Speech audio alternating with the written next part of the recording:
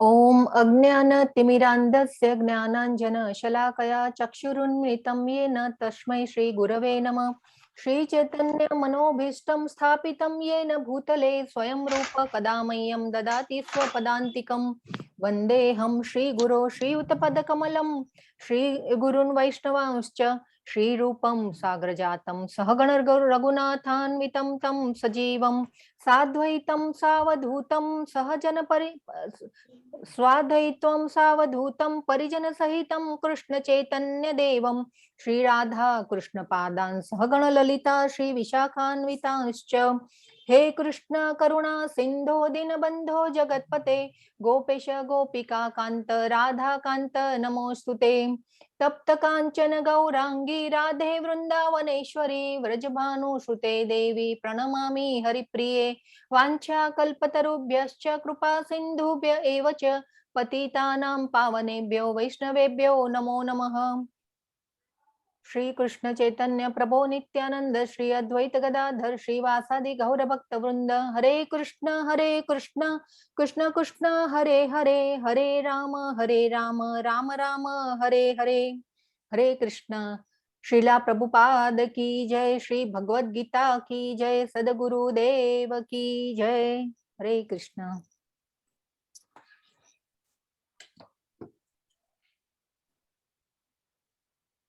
Okay तो આપણે આજે કાલે ષડ ગોસ્વામી જે છે એનું આપણે આજે કાલે વર્ણન કર્યું હતું કે રઘુનાથ ભટ્ટ સ્વામી, રઘુનાથ દાસ સ્વામી, ગોપાલ ભટ્ટ સ્વામી, સનાતન ગોસ્વામી, એટલે આજે બધા ગોસ્વામીઓ જે છે એ વૃંદાવન ધામ જ્યારે બન્યું, અંગ્રેજો આવ્યા ત્યારે વૃંદાવન ધામ જે છે એ નસ્ત નાબૂદ થઈ ગયેલું હતું. તો આ જે ષડ ગોસ્વામીઓ છે, રૂપ ગોસ્વામી જે એમાંના મુખ્ય સ્વામી છે, તો એ ગોસ્વામીઓએ વૃંદાવન ધામને જે પવિત્ર ધામ બનાવવા માટે ખૂબ જ મહેનત કરી છે. અને આપણા જે નામાનિષ્ઠા પ્રભુ જે છે, જે શ્રી શ્રી રાધા ગોવિંદા મંદિર આપણે જે આ કોર્સ ચાલી રહ્યો છે એના પ્રમુખ છે મંદિરના. અને એ જે શુદ્ધ ભક્ત છે નામાનિષ્ઠા પ્રભુ, એ આ વૃંદાવન ધામની યાત્રા લઈ જાય છે માર્ચ મહિનામાં. અને ખૂબ જ યાત્રાનું બહુ જ એકદમ આયોજન જે છે ખૂબ જ સરસ હોય છે અને આપણે ખરેખર લાભ લેવા જેવો હોય છે. તો આપણે બધા વિચાર કરીએ કે ભાઈ આ યાત્રા કરવાનું બી એક મહત્વ હોય છે કે જે જ્યાં ભગવાને વાસ કરેલો હોય, ભગવાને લીલા કરેલી હોય, એ ધામમાં જવાથી પણ આપણી ચેતના શુદ્ધ થાય છે. તો આ એક હેતુ એ છે. અને એ નામાનિષ્ઠા પ્રભુ જે છે એ માયાપુર યાત્રા અને વૃંદાવન યાત્રા એ તો એમની વર્ષમાં એવરી યર એ લઈ જતા હોય છે બધાને. અને ખૂબ જ સરસ આયોજન હોય છે કે ભાઈ રેલવે સ્ટેશન છે, એરપોર્ટ છે, કે આની પાછળ બી વોલેન્ટિયર્સ બધા બહુ જ કામ કરતા હોય છે. અને એટલું સુઆયોજન હોય છે આ યાત્રાનું કે આપણને એમ થાય કે લાભ લેવો જોઈએ. એટલે આ જે વૃંદાવન યાત્રા છે એ માર્ચમાં જઈ રહી છે, 21 માર્ચ થી 26 માર્ચ સુધી. એટલે 21 પહોંચવાનું છે અને 26 ના એ રિટર્ન છે. તો આ જે બધી લિંક છે યાત્રાની એ આપણે ગ્રુપમાં શેર કરી છે મંદિર પ્રભુએ કાલે. તો જરૂર વિચાર કરજો વૃંદાવન યાત્રા. અને ખરેખર બધા ભક્તો સંઘ જે આપણે જોયેલું કે ભાઈ શ્રદ્ધા અને પછી ભક્તોનો સંઘ કરવો જોઈએ અને એમાંથી આપણી ભક્તિ અને નિષ્ઠા વધતી જાય. તો એ જે છે એ આ ભક્તોના સંઘ સાથે રહેવાથી પણ આપણી ચેતના શુદ્ધ થતી હોય છે. તો આ એક હેતુ એ છે નામાનિષ્ઠા પ્રભુનો કે વૃંદાવન યાત્રા. અને એટલા બધા લોકો આવે છે આ યાત્રામાં, નહીં તો કેટલા 1000 થી 1500 2000 જેવું માણસ હોય છે ને. એટલા માણસોને સાચવવાના, બધાની વ્યવસ્થા કરવાની, અને ખરેખર એટલું આયોજન હોય છે. જમવા કરવાની વ્યવસ્થા બી બહુ સરસ હોય છે. તો વિચાર કરજો તમે બધા, જેને પણ આવવું હોય. કોઈને એમ થતું હોય કે ભાઈ અમે એકલા છીએ, કેવી રીતે આવી જઈ શકીએ, આ છે તે છે, પણ એ બધી બી વ્યવસ્થા સરસ રીતે થઈ જતી હોય છે. કેમ કે ઘણી અલગ અલગ જગ્યાઓથી બધા આવતા હોય છે ભક્તો યાત્રા માટે. તો ખરેખર આ યાત્રાનો લાભ લેવા જેવો છે. તો જરૂર વિચાર કરજો આ યાત્રા માટે. આપણે આગળ જઈએ. તો આજનો જે અધ્યાય છે જ્ઞાન વિજ્ઞાન યોગ, એટલે કે પરમેશ્વરનું જ્ઞાન. હવે આપણને એમ થાય કે ભાઈ ત્રીજો જે અધ્યાય હતો દિવ્ય જ્ઞાન એ ભગવાને જ્ઞાન આપી દીધું, તો પછી પાછો જ્ઞાન વિજ્ઞાન યોગ આવ્યો. હવે આપણે કોણ કહેશે આ બધા અધ્યાયના નામ? મને કોણ કહેશે?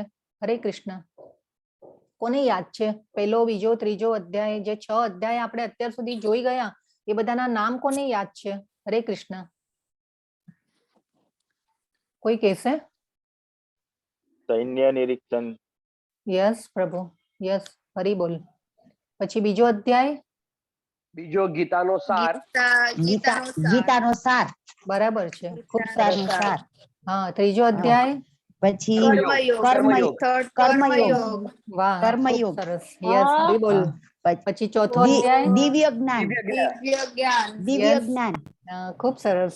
વાહ, બધા પાંચમો યાદ કર્મયોગ. છે. વાહ, યસ. કર્મયોગ એટલે કૃષ્ણ ભાવના યુક્ત કર્મ. વાહ, ખૂબ સરસ. કર્મયોગ. હા, ખરેખર કૃષ્ણ સરસ, ભાવના ખૂબ યુક્ત. સરસ. તમને બધાને યાદ છે, અધ્યાયના નામ પણ બધાને યાદ છે. વાહ. અને પાંચમો જે અધ્યાય આપણે કર્યો, પાંચમા અધ્યાયનું નામ શું છે? કર્મયોગ ને કર્મયોગ. કર્મયોગ યસ, જે કૃષ્ણ ભાવના કર્મયોગ કૃષ્ણ યુક્ત. ભાવના યસ. અને છઠ્ઠો અધ્યાય આપણે જે કાલે જોઈ ગયા, ધ્યાન યોગ. ધ્યાન યોગ. યોગા. હા, આપણે જે યોગાનો ને બધો જે કોન્સેપ્ટ જોયો કાલે, એ ધ્યાન યોગ જોયો આપણે કાલે. તો હવે આપણને એમ પ્રશ્ન થાય કે ભાઈ આ જે ધ્યાન આપણે દિવ્ય જ્ઞાન આપી દીધું ત્રીજા અધ્યાયમાં ભગવાને, તો આ પાછું વિજ્ઞાન જે, પ્લીઝ હરે કૃષ્ણ, બધા મ્યુટ રાખજો. તો આ જે આજનો અધ્યાય પાછો કેવી રીતે આવ્યો કે ભાઈ પરમેશ્વર પાછું કેમ જ્ઞાન આપ્યું આપણને, અને શું કહેવા માંગે છે તો આ અધ્યાયમાં આપણને? તો પછી આ જે અધ્યાય છે એમાં ભગવાને એમની શક્તિઓનું વર્ણન કર્યું છે. અને આપણે જો એક 1/3 જે પાર્ટ છે ને એ આપણે પાર કરી ગયા. 6 અધ્યાય આપણે જોયા, અને જે હવેના જે અધ્યાય છે 1 થી 6 અધ્યાય આપણે જોઈ લીધા, એટલે કે 1/3 પાર્ટ આપણે જોઈ લીધો. હવે જે છે 7 થી 12 અધ્યાય. તો જે 7 થી 12 અધ્યાય છે એ ભગવદ ગીતાના મેઇન અધ્યાય છે. 1 થી 6 અધ્યાયમાં ભગવાને આપણને કર્મયોગ દ્વારા ભક્તિ કરવાની રીત બતાવી. હવે જે ભગવાન કહે છે કે આ જે મેઇન અધ્યાય છે એ અધ્યાય એવા છે કે જે આપણે ઘરેણું સાચવતા હોઈએ કોઈ બોક્સમાં, તો એ ઘરેણાને આપણે કેવી રીતે કે ભાઈ ઉપરથી આપણે ઢાંકી રાખીએ, નીચેથી બોક્સ ઢંકાઈ જાય અને વચ્ચે આપણે ઘરેણાને મૂકતા હોઈએ છીએ. તો એ જે આ જે વચ્ચેના જે 6 અધ્યાય જે છે એ આપણા આ ઘરેણા જેવા છે. અને આ જે જ્ઞાન આપ્યું છે એ ભગવાને એકદમ મોસ્ટ ઓફ સિક્રેટ, એટલે કે આ બહુ સિક્રેટ જ્ઞાન છે અને આ ભગવાને આપેલું છે આપણને. અને આ આપણને જે આપણે ઉદાહરણ તરીકે લઈએ કે ભાઈ રાજાની પાલખી જતી હોય, તો રાજાની પાલખી જતી હોય ત્યારે રાજા ઓલવેઝ વચ્ચેની સાઈડ હોય, અને રાજાની આગળ બી સેના ચાલતી હોય, પાછળ બી સેના હોય કે રાજાનું ધ્યાન રાખવા માટે. તો એ રીતે આપણે વિચારીએ તો એ જે આ અધ્યાય છે 7 થી 12, એ અધ્યાય જે છે એ ગીતાનું સિક્રેટ છે અને એને વચ્ચે રાખવામાં આવ્યું છે. અને આ જે છે એ પ્યોર ડિવોશનલ સર્વિસ, એટલે કે ભગવાને સમજાવી છે આમાં, એટલે કે ભક્તિ સેવા. તો અને પ્રભુપાદે બી હંમેશા આ જે ભક્તિ સેવા શબ્દ વાપર્યો છે આ અધ્યાયમાં, અને ક્યાંય ખાલી ભક્તિ શબ્દ એકલો નથી વાપર્યો, એ જે ભક્તિ સેવા, સેવા નામ આપ્યું છે. એટલે સેવા એટલે શું કે ભાઈ આપણે સેવા એટલે કે મીન્સ સર્વિસ, એટલે આપણે જે સેવા, જે ભગવાનને સેવા કરવાની છે, ભગવાનની જે સર્વિસ કરવાની છે, એના માટેનું આ જ્ઞાન છે. તો આ જે અને સેવાનું જે એક જે આપણે અર્થ લઈએ તો ભક્તિની શરૂઆત અને એનો મધ્ય અને અંત, એ આપણે હંમેશા સેવા સાથે થાય છે. ભક્તિનો જે શરૂઆત છે, મધ્ય છે અને અંત, એ ભક્તિનો અંત જે છે એ ઓલવેઝ સેવા સાથે થાય છે. તો આપણે જે કે સેવા એટલે કે ભાઈ આપણે શું કરવાનું છે કે વી હેવ ટુ સર્વ, એટલે કે આપણે સર્વ કરવાનું છે. તો આપણે જે છીએ કે ભાઈ ભગવાનની આરતી કરીએ, ભોગ ધરાવીએ, પછી ફૂલ ચડાવીએ ભગવાનને અને પ્રસાદ ધરાવીએ, તો આ બધું જે છે જપ કરીએ, તો આ જે બધી જે છે સેવા એ આપણે ભગવાન માટે કરીએ છીએ. તો આ સેવાનું જે આ સેવા જે છે તો આપણે એ શેના માટે કરીએ છીએ? તો કે છે કે એક મિનિટ, તો જે પહેલો શ્લોક છે, મયા સક્તમના પાર્થ યોગમ યુંજન મદ આશ્રય અસંશયમ સમગ્રમમાં યથા જ્ઞાસ્યસી તચ્છૃણુ. પૂર્ણ પુરુષોત્તમ પરમેશ્વર બોલ્યા, હે પૃથાપુત્ર, હવે જ સાંભળ કે તું કેવી રીતે મારી ભાવનાથી પૂર્ણ રહી અને મનને મારામાં અનુરક્ત કરીને યોગાભ્યાસ કરતો રહી મને સંપૂર્ણપણે સંદેહ રહિત થઈ જાણી શકીશ. તો હવે જે આપણે એમ વિચાર કરીએ ને કે ભાઈ આજે આપણે કોર્સ જે હતો તો એનો જે આ મેસેજ છે એ ઘણી જગ્યાએ આપણે ફેલાવવામાં આવે છે. એટલે વોટ્સએપ થ્રુ જે છે કે ભાઈ ફેસબુક પર આ જે મેસેજ છે એ પણ ડિલિવર થાય છે. તો અને આની પાછળ જે છે સેવા વોલેન્ટિયર્સ આપણે કરતા હોય છે. તો એ સેવાનો હેતુ શું છે?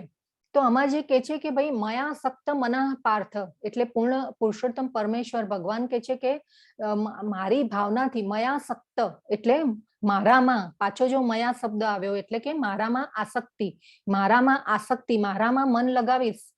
એટલે આપણે આ જે વોલેન્ટિયર્સ બી જે આપણા કામ કરી રહ્યા છે અને બહુ મહેનત કરી રહ્યા છે, તો એ જે આ શ્લોકમાં જે ભગવાન કહી રહ્યા છે તો એના માટે થઈને એ વોલેન્ટિયર્સ આપણા જે બધા છે એ સેવા કરી રહ્યા છે. અને આની પાછળ બી જે છે એ બહુ મહેનત લાગતી હોય છે. અને કાલે આપણે જે જોયું કે ભાઈ નેટનો પ્રોબ્લેમ થયો તો આપણા જે 2 રેકોર્ડિંગ હતા તો મનદીપ પ્રભુએ જે છે કે બેને મર્જ કરી અને આખી એક લિંક બનાવી. તો એ જે એમને પણ એમનો ટાઈમ કાઢીને આપણા માટે આ કામ કર્યું. તો આ જે છે અને એ પછી તમે જે આ બધી અધ્યાયમાં જે સ્લાઇડ જુઓ છો, પછી એમાં જે ગુજરાતી વર્ઝન કરવાનું હોય છે, ઇંગ્લિશનું ગુજરાતી વર્ઝન કરવાનું હોય છે, ગુજરાતીમાં ટાઈપિંગ કરવાનું હોય છે પાવર પોઈન્ટમાં, તો એ બધું જે છે તો એ આ વોલેન્ટિયર્સ બધા કરી રહ્યા છે. અને આ પાછળ જે છે આ બધો જે કોન્સેપ્ટ આવી રીતે શોધવાનો કે ભાઈ આ શ્લોક આપણે આમાં ઉમેરીશું, આ અધ્યાયમાં આ રીતે બધી જે સ્લાઇડો આવશે, તો આ એનું જે બધું આપણે આ જે કામ કરવું, તો આ જે બધા એની પાછળ જે વોલેન્ટિયર્સ જે મહેનત કરી રહ્યા છે, તો એ આની પાછળનો ઉદ્દેશ્ય છે કે ભાઈ મારામાં આસક્તિ, ભગવાન કહે છે કે મયા આસક્ત એટલે મારામાં આસક્તિ કર. તો પછી આ જે સેવાનો જે ભાવાર્થ છે, તો આપણે જે લેવલ 1માં જે છે તો આપણે ખાલી આમાં તમે સાંભળો છો અને આ જે જપમાળા કરો છો એ છે. પછી આપણે જે સેકન્ડ લેવલમાં જે છીએ તો સેકન્ડ લેવલમાં આ જ રીતે સાંભળવાનું હોય છે, પણ એમાં થોડું વધારે ડિટેલમાં આ શ્લોકોને સમજાવવામાં આવે છે. અને એમાં એક જે છે કે સાધના ચાર્ટ ભરવાનો હોય છે. તો સાધના ચાર્ટ શેના માટે ભરવાનો હોય છે? તો એ કે છે કે સાધના ચાર્ટ જે છે એ આપણે ભગવાનનું કામ આખા દિવસમાં આપણે ભગવાનને કેટલો ટાઈમ આપણે આપ્યો, કે ભાઈ કેટલી જપમાળા કરી, કે ભાઈ તુલસીજીને પાણી આપણે આપ્યું કે નહીં, કે એ જે બધું જે છે એ લખવાનું હોય છે. અને આપણે ભગવદ્ ગીતા જે ખોલી અને વાંચી કે નહીં, તો એ જે સાધના ચાર્ટમાં ભરવાનું હોય છે. હું પણ જયારે શરૂઆતમાં જયારે આ કોર્સમાં જોઈન થઈ ત્યારે ભલે હું 10 મિનિટ પણ વાંચતી હતી, તો પણ હું 10 મિનિટ પણ એ લખતી હતી કે ભાઈ આજે મેં 10 મિનિટ વાંચ્યો, આજે મેં આ શ્લોક વાંચ્યો. તો આ રીતે ધીરે ભક્તિમાં આપણે ઉપર આવી શકીએ છીએ.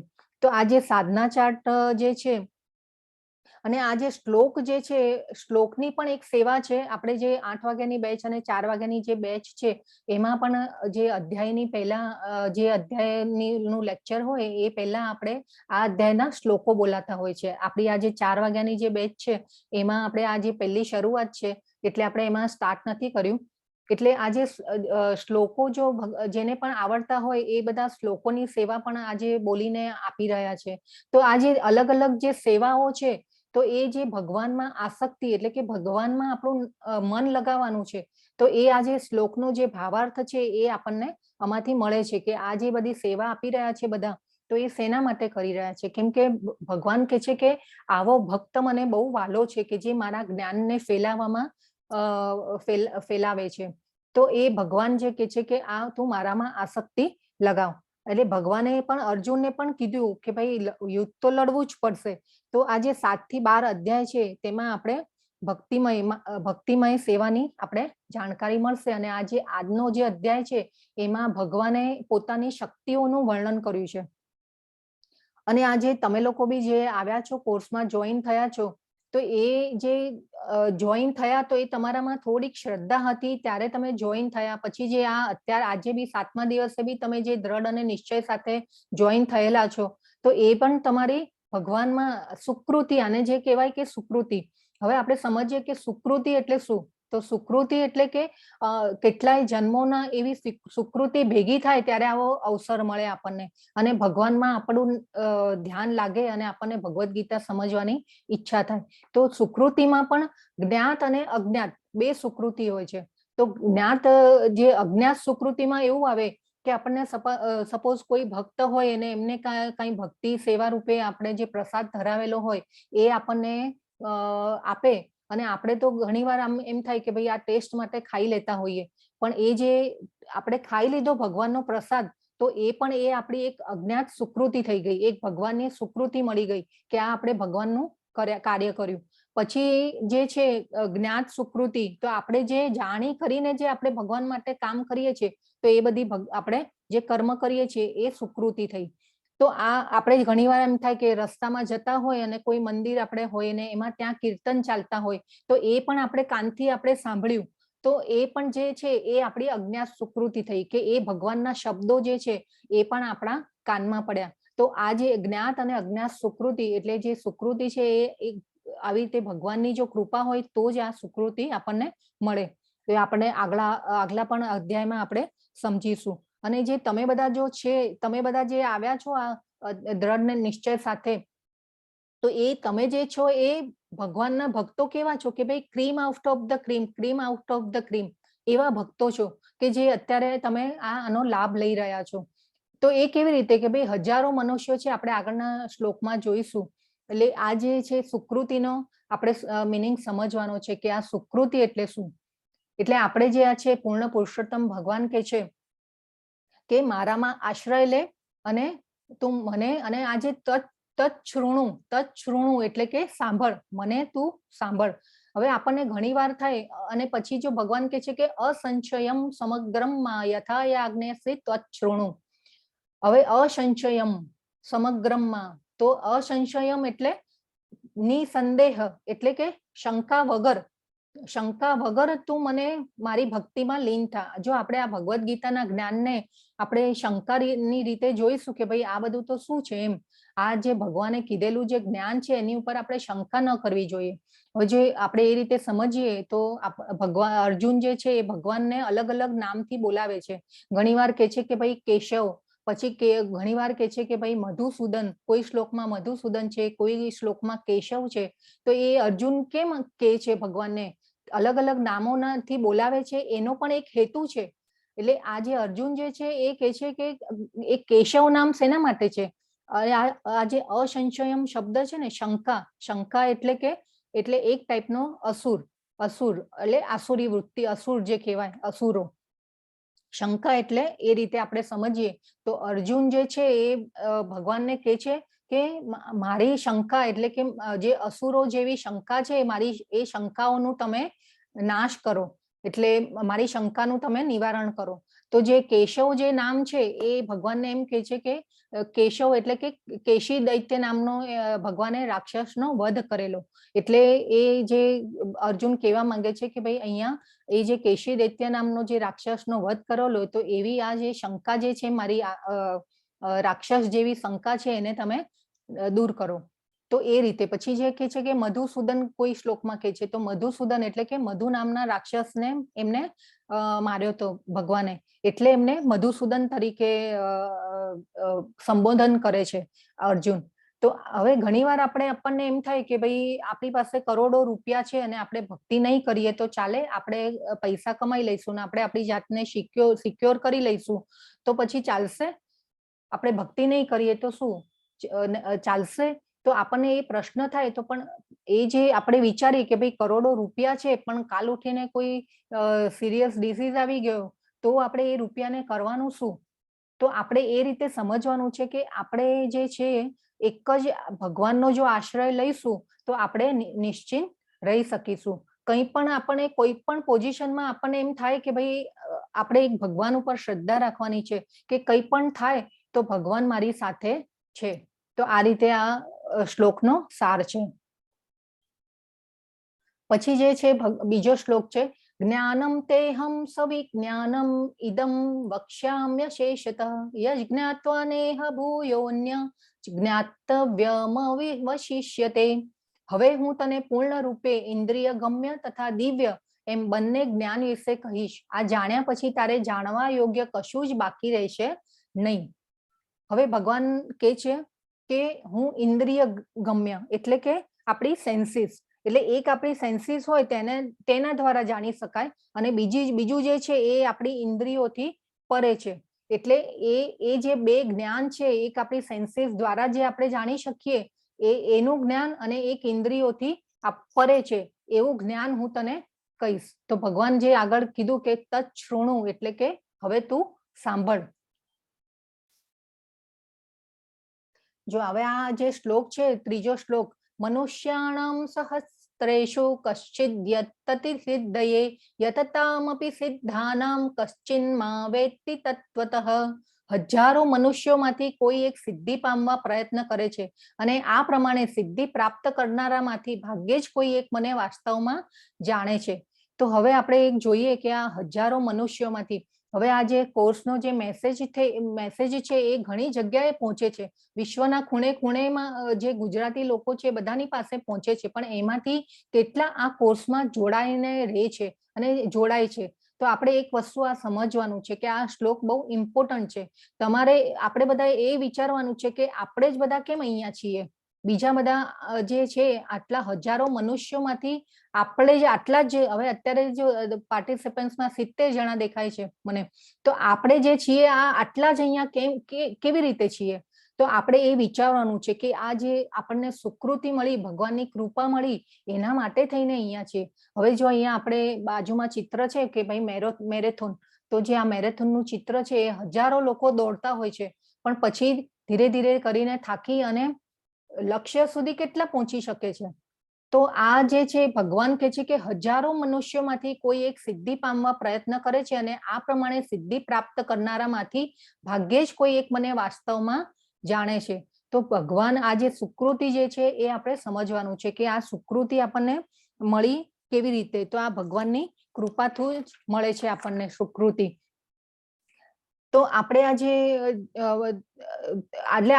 આપણે એ વિચાર્યું કે ભાઈ આપણે જ કેમ અહીંયા છીએ, અને આ જે આપણને ગીતાનું જ્ઞાન જાણવાની ઈચ્છા થાય, અને આ રીતે આપણે ભગવાનમાં જે ધીરે ધીરે આપણે આગળ જઈએ, તો આપણે જ કેમ આવ્યા અહીંયા એ આપણે વિચારવાનું છે. એટલે આ શ્લોક બહુ જ ઇમ્પોર્ટન્ટ છે. મને ભગવાન અહીંયા કહી દીધું, અને આ જે સિદ્ધિ પ્રાપ્ત કરનારામાંથી ભાગ્યે જો કોઈ એક મને વાસ્તવમાં જાણે છે, તો એ જે આપણા શ્રીલા પ્રભુપાદ છે એમનો એક એકદમ ઉદાહરણ, એકદમ એક્ઝામ્પલ જે છે એ એકદમ એપ્રોપ્રિએટ છે કે આ જે સિદ્ધિ પ્રાપ્ત કરનારામાંથી ભાગ્યે જ કોઈ એક મને વાસ્તવમાં જાણે છે.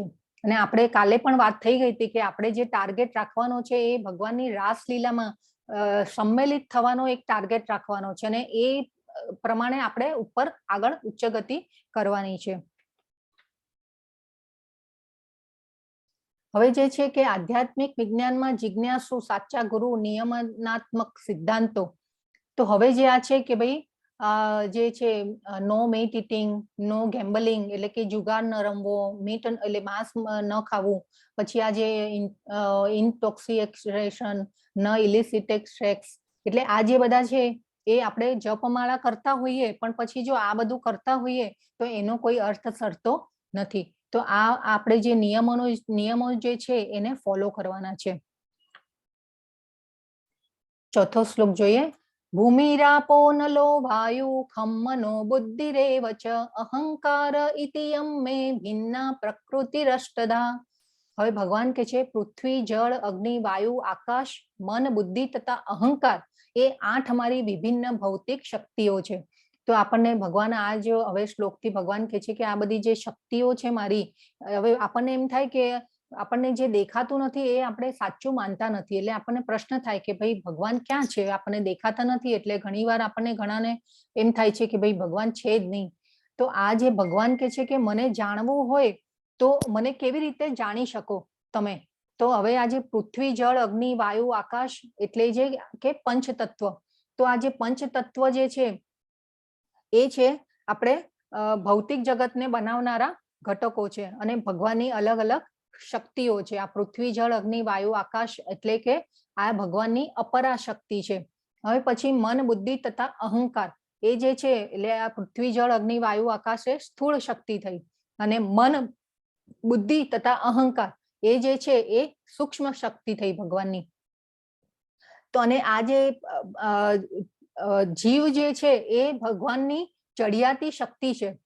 એટલે પૃથ્વી, જળ, અગ્નિ, વાયુ, આકાશ એ અપરા શક્તિમાં આવે અને જે આપણે સજીવો જે છે એ ભગવાનની ચડિયાતી શક્તિ એટલે કે પરાશક્તિમાં આવે. આનું બહુ સરસ વર્ણન પ્રભુપાદે ગીતામાં કર્યું છે. તમે ખરેખર બધા વાંચો, ગીતા ખોલો અને વાંચો. જેની પાસે ન હોય એ મંગાવી ઓનલાઈન બી મળે છે. તો એમેઝોન ઉપર બી હવે તો ગુજરાતી ગીતા બી અવેલેબલ છે, તો તમે જરૂર વાંચો. તો આ જે પરાશક્તિ એટલે કે આપણી જીવ જે છે એ ચડિયાતી શક્તિ છે ભગવાનની. એટલે કે આપણું જે શરીર છે એ પણ ભગવાને આપેલું છે, પંચ મહાભૂતોમાંથી બનેલું છે. એટલે કે આપણે બી આપણા શરીરના માલિક પણ આપણે નથી, આપણું શરીર પણ ભગવાને આપેલું છે, આપણે એમ કહી શકીએ. પછી જે છે કે ભાઈ મન, બુદ્ધિ અને અહંકાર. તો મન જે છે એ જે છે કે લાઈક અને ડિસલાઈક એટલે કે ગમતું અને ના ગમતું, અને જે તો એ બધું જે છે કે ગમે છે ને આ વસ્તુ ગમે છે ને આ વસ્તુ નથી ગમતી, તો એ જે છે એ મન કરે છે. પછી કે છે કે બુદ્ધિ. તો બુદ્ધિ જે છે એ છે કે ભાઈ કરવું છે અને નથી કરવું, તો એ જે છે એ બુદ્ધિ વિચારે છે અને બુદ્ધિ ડિસાઈડ કરે છે. પછી જે છે કે અહંકાર. તો અહંકાર એટલે કે ભાઈ એવું નહીં, અહંકાર આપણે ઘણીવાર કે મિથ્યા અભિમાનમાં આવી જતા હોય છે, મિથ્યા અહંકારમાં આવી જતા હોઈએ છે કે ભાઈ આ જે મેં તો બહુ પૈસા કમાઈ લીધા, હું ભણ્યો, મેં જ્ઞાન પ્રાપ્ત કરી અને મેં મહેનત કરી અને મેં કર્યું, મેં આ કર્યું, આપણે કોઈ સારું કામ કરતા હોઈએ તો આપણે 4 જણાને પાછું જણાવતા હોઈએ કે ભાઈ મેં કર્યું, મેં કર્યું. તો આ જે છે મારી પાસે પાવર છે, મારી પાસે શક્તિ છે, તો એ જે બધું છે આપણે વિચારીએ છીએ એને આપણે મિથ્યા અહંકાર કહેવાય. તો હવે જે આપણે વિચારવાનું છે કે ભાઈ એક આપણે અહંકાર જે છે એ આ ખોટો અહંકાર છે. પણ ભગવાન અહીંયા કહે છે કે અહંકાર એટલે કે સાચો અહંકાર બી રાખવાનો છે. એટલે એનો અર્થ એ નહીં કે ભાઈ આપણે અહંકાર આપણે ડેવલપ નથી કરવાનો. આપણે અહંકાર જે છે આપણે એ રીતે ડેવલપ કરવાનો છે કે ભાઈ હું ભગવાનનો ભક્ત છું અને હું ભગવાનની ભક્તિમાં હું આગળ વધીશ, એ અહંકાર આપણે અહીંયા ડેવલપ કરવાનો છે. એટલે કે ટ્રુ ઈગો અને ફોલ્સ ઈગો. તો એ જે છે એ આ વસ્તુ ભગવાને અહીંયા સમજાવી છે કે એ આપણે કે હું કંઈક છું અને ભગવાનનો ભક્ત છું, તો હું કંઈક છું એમાં આપણે ભગવાનનો ભક્ત છું એ રીતે વિચારવાનું છે આમાં. તો આ જે શ્લોક જે છે તો એ આ જે સજીવો જે છે એ ભગવાનની ચડિયાતી શક્તિ છે. અને પ્રાણીઓ એટલે એ ચડિયાતી શક્તિઓમાં પછી પ્રાણીઓ, પશુઓ, પક્ષીઓ બધું જ આવી ગયું. જે બી સજીવો જે છે એ બધા આમાં આવી ગયા અને એ ભગવાનની ચડિયાતી શક્તિ છે.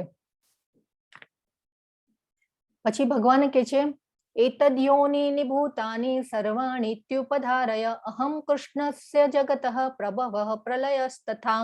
સર્વ સર્જાયેલા જીવોનો ઉદ્ભવ આ બંને શક્તિઓમાં રહેલો છે. આ જગતમાં જે કંઈ ભૌતિક અને આધ્યાત્મિક છે તે સર્વની ઉત્પત્તિ તથા વિનાશરૂપ મને જ જાણ. હવે ભગવાને કહી દીધું, અહીંયા સર્ટિફિકેટ આપી દીધું, સાઇન કરી નાખી કે ભાઈ જે બી સર્જાયેલા જીવો છે એનો ઉદ્ભવ અને વિનાશ એ હું જ છું.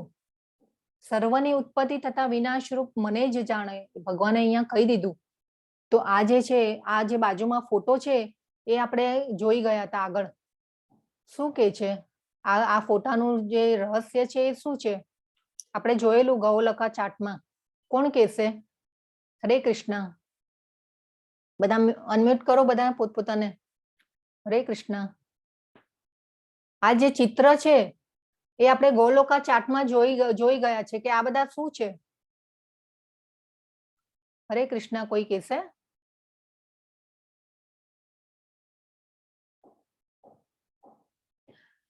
હરે કૃષ્ણ. મનદીપ પ્રભુ, હરે કૃષ્ણ. મારો અવાજ આવે છે મનદીપ પ્રભુ? હરે કૃષ્ણ.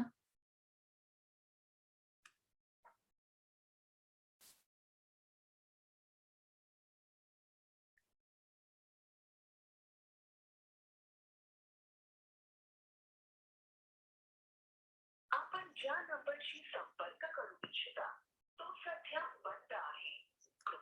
हरे कृष्णा। जिस नंबर से आप संपर्क करना चाहते हैं वह अभी स्विच ऑफ है। कृपया कुछ समय पश्चात प्रयास करें।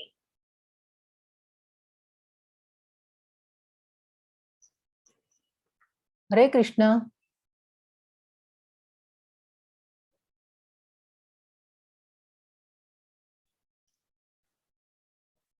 बेटा पाछું નેટવર્ક જતું રહ્યું કે શું? કોઈ બોલતું નથી ને પાછું કઈ પ્રોબ્લેમ થયો લાગે છે. હરે કૃષ્ણ. આવો ને જલ્દી.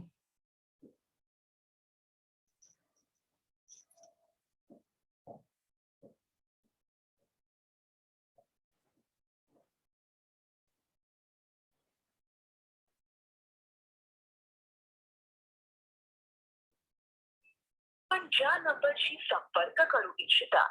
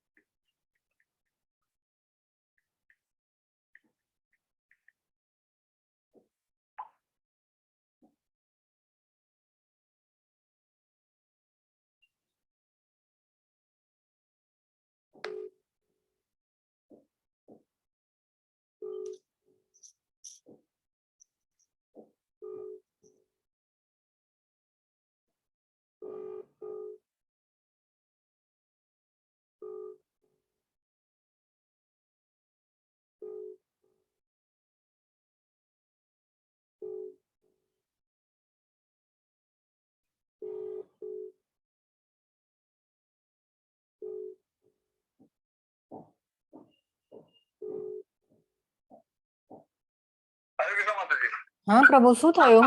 અવાજ નથી આવતો. હા હા હા ઓકે.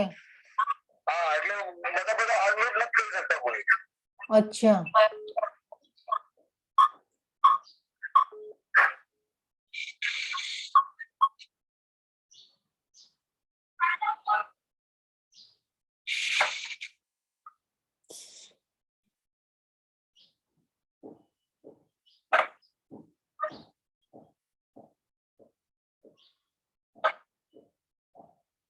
મારો અવાજ આવે છે બરાબર?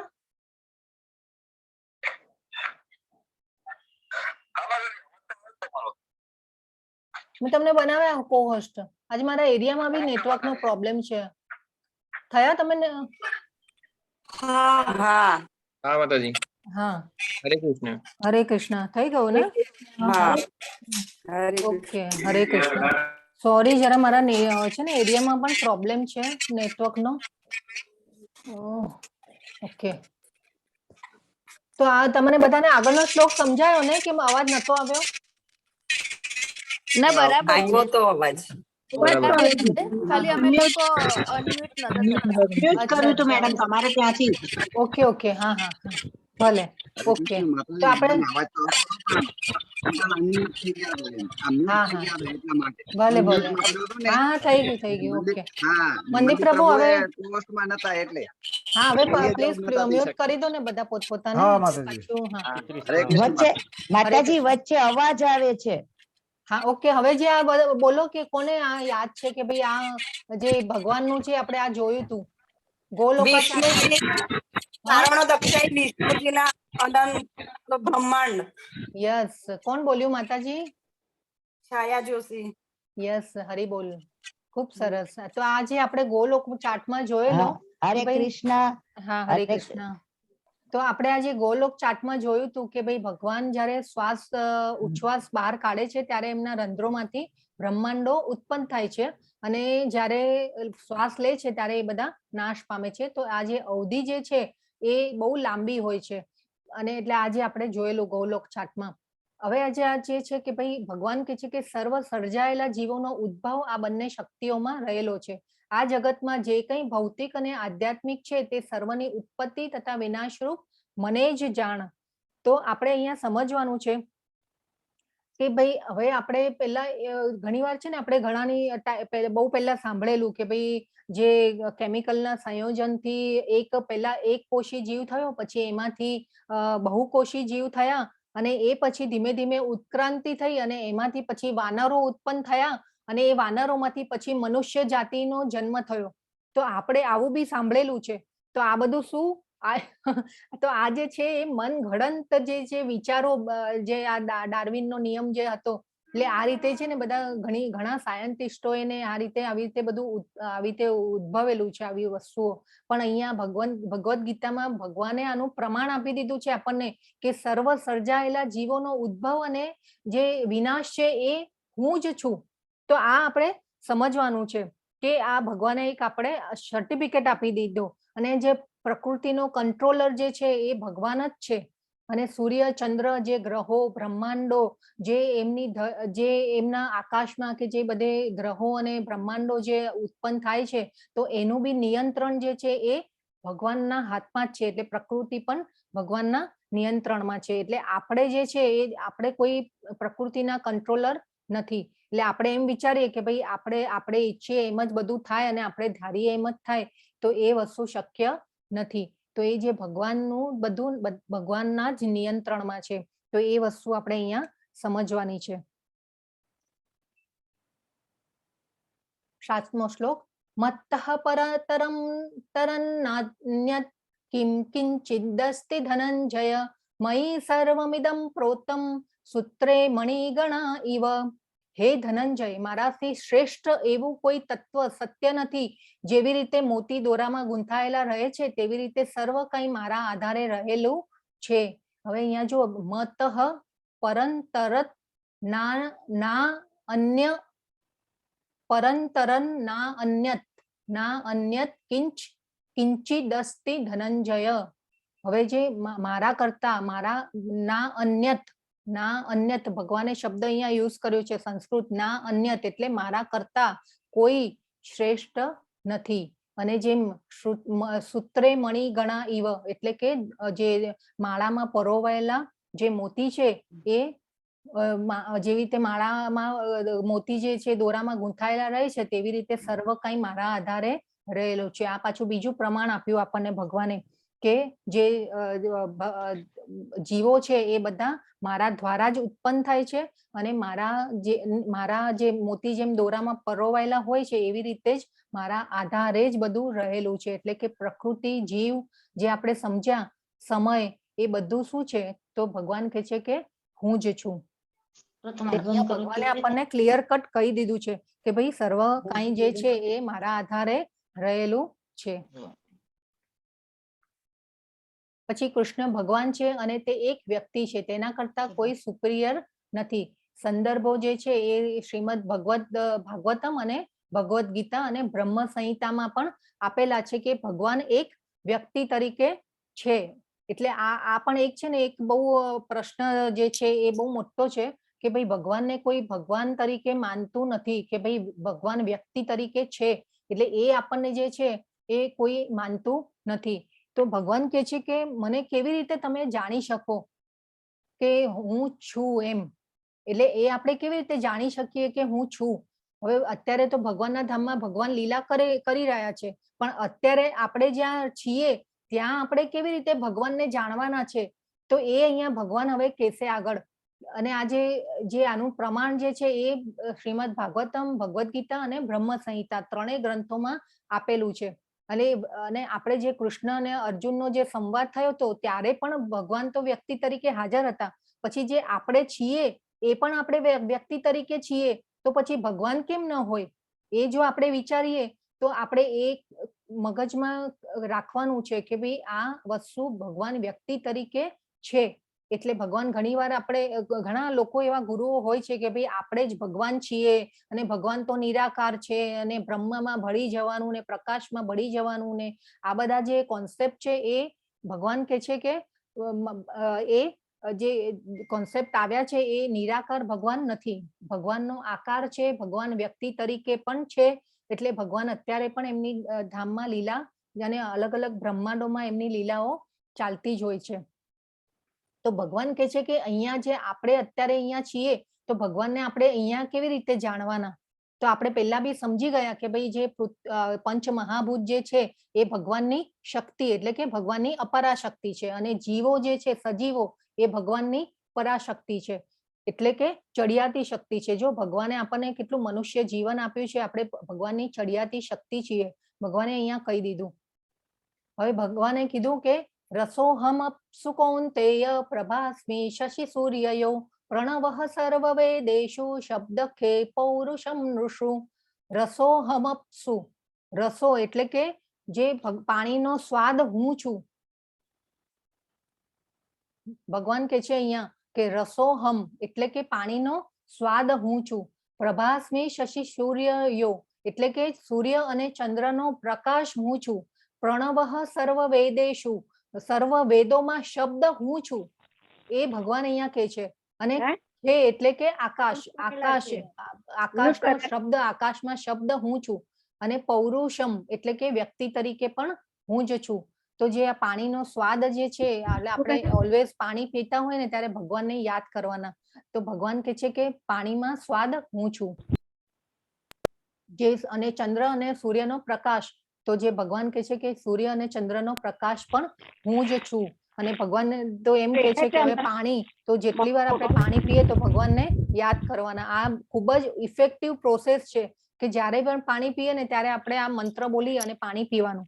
પછી જે છે કે ભાઈ સૂર્ય અને ચંદ્ર, તો આપણે આગળ જોઈશું કે ભાઈ સૂર્ય અને ચંદ્ર જે છે એ ભગવાનનું પોતાનું તેજ છે, અને એના સ્તોત્ર દ્વારા જ સૂર્ય અને ચંદ્ર પ્રકાશ આપી રહ્યા છે.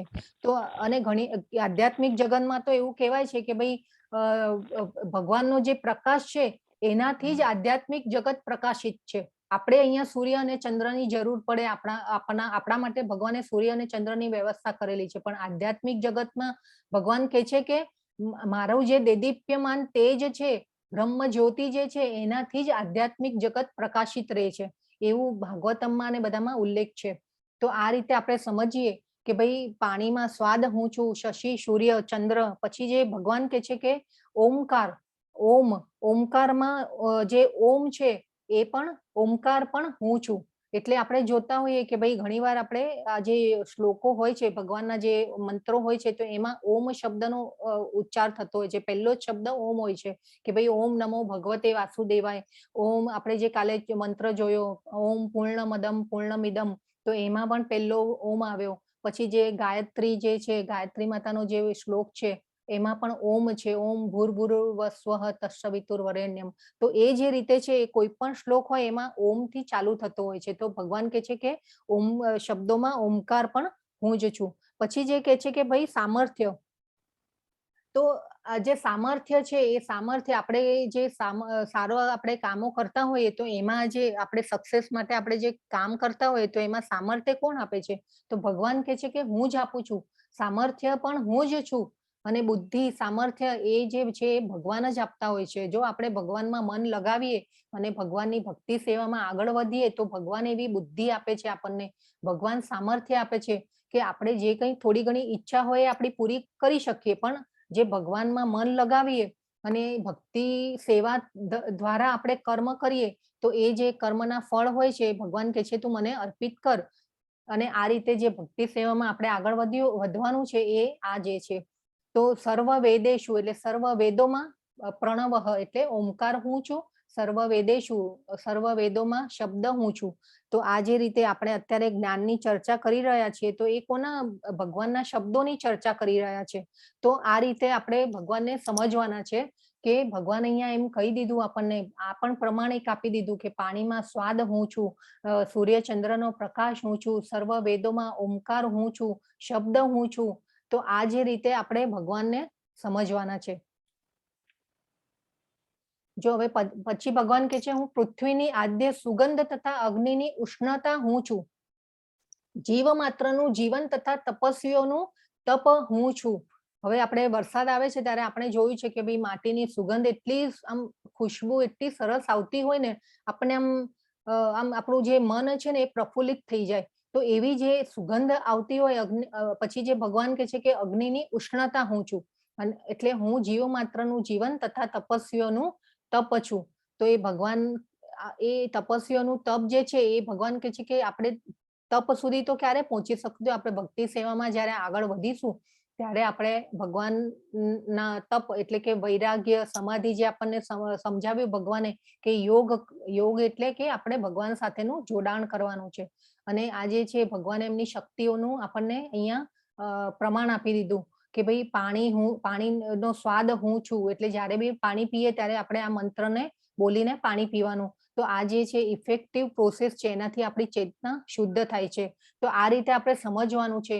અને આ જે ભગવાન પ્રકૃતિ જે છે એ ભગવાનની જ કંટ્રોલમાં છે અને ભગવાને જ ઉત્પન્ન કર્યું છે બધું, અને ભગવાનની જ સૃષ્ટિનું સર્જન છે. એટલે આપણે આ વસ્તુને અહીંયા સમજવાની છે.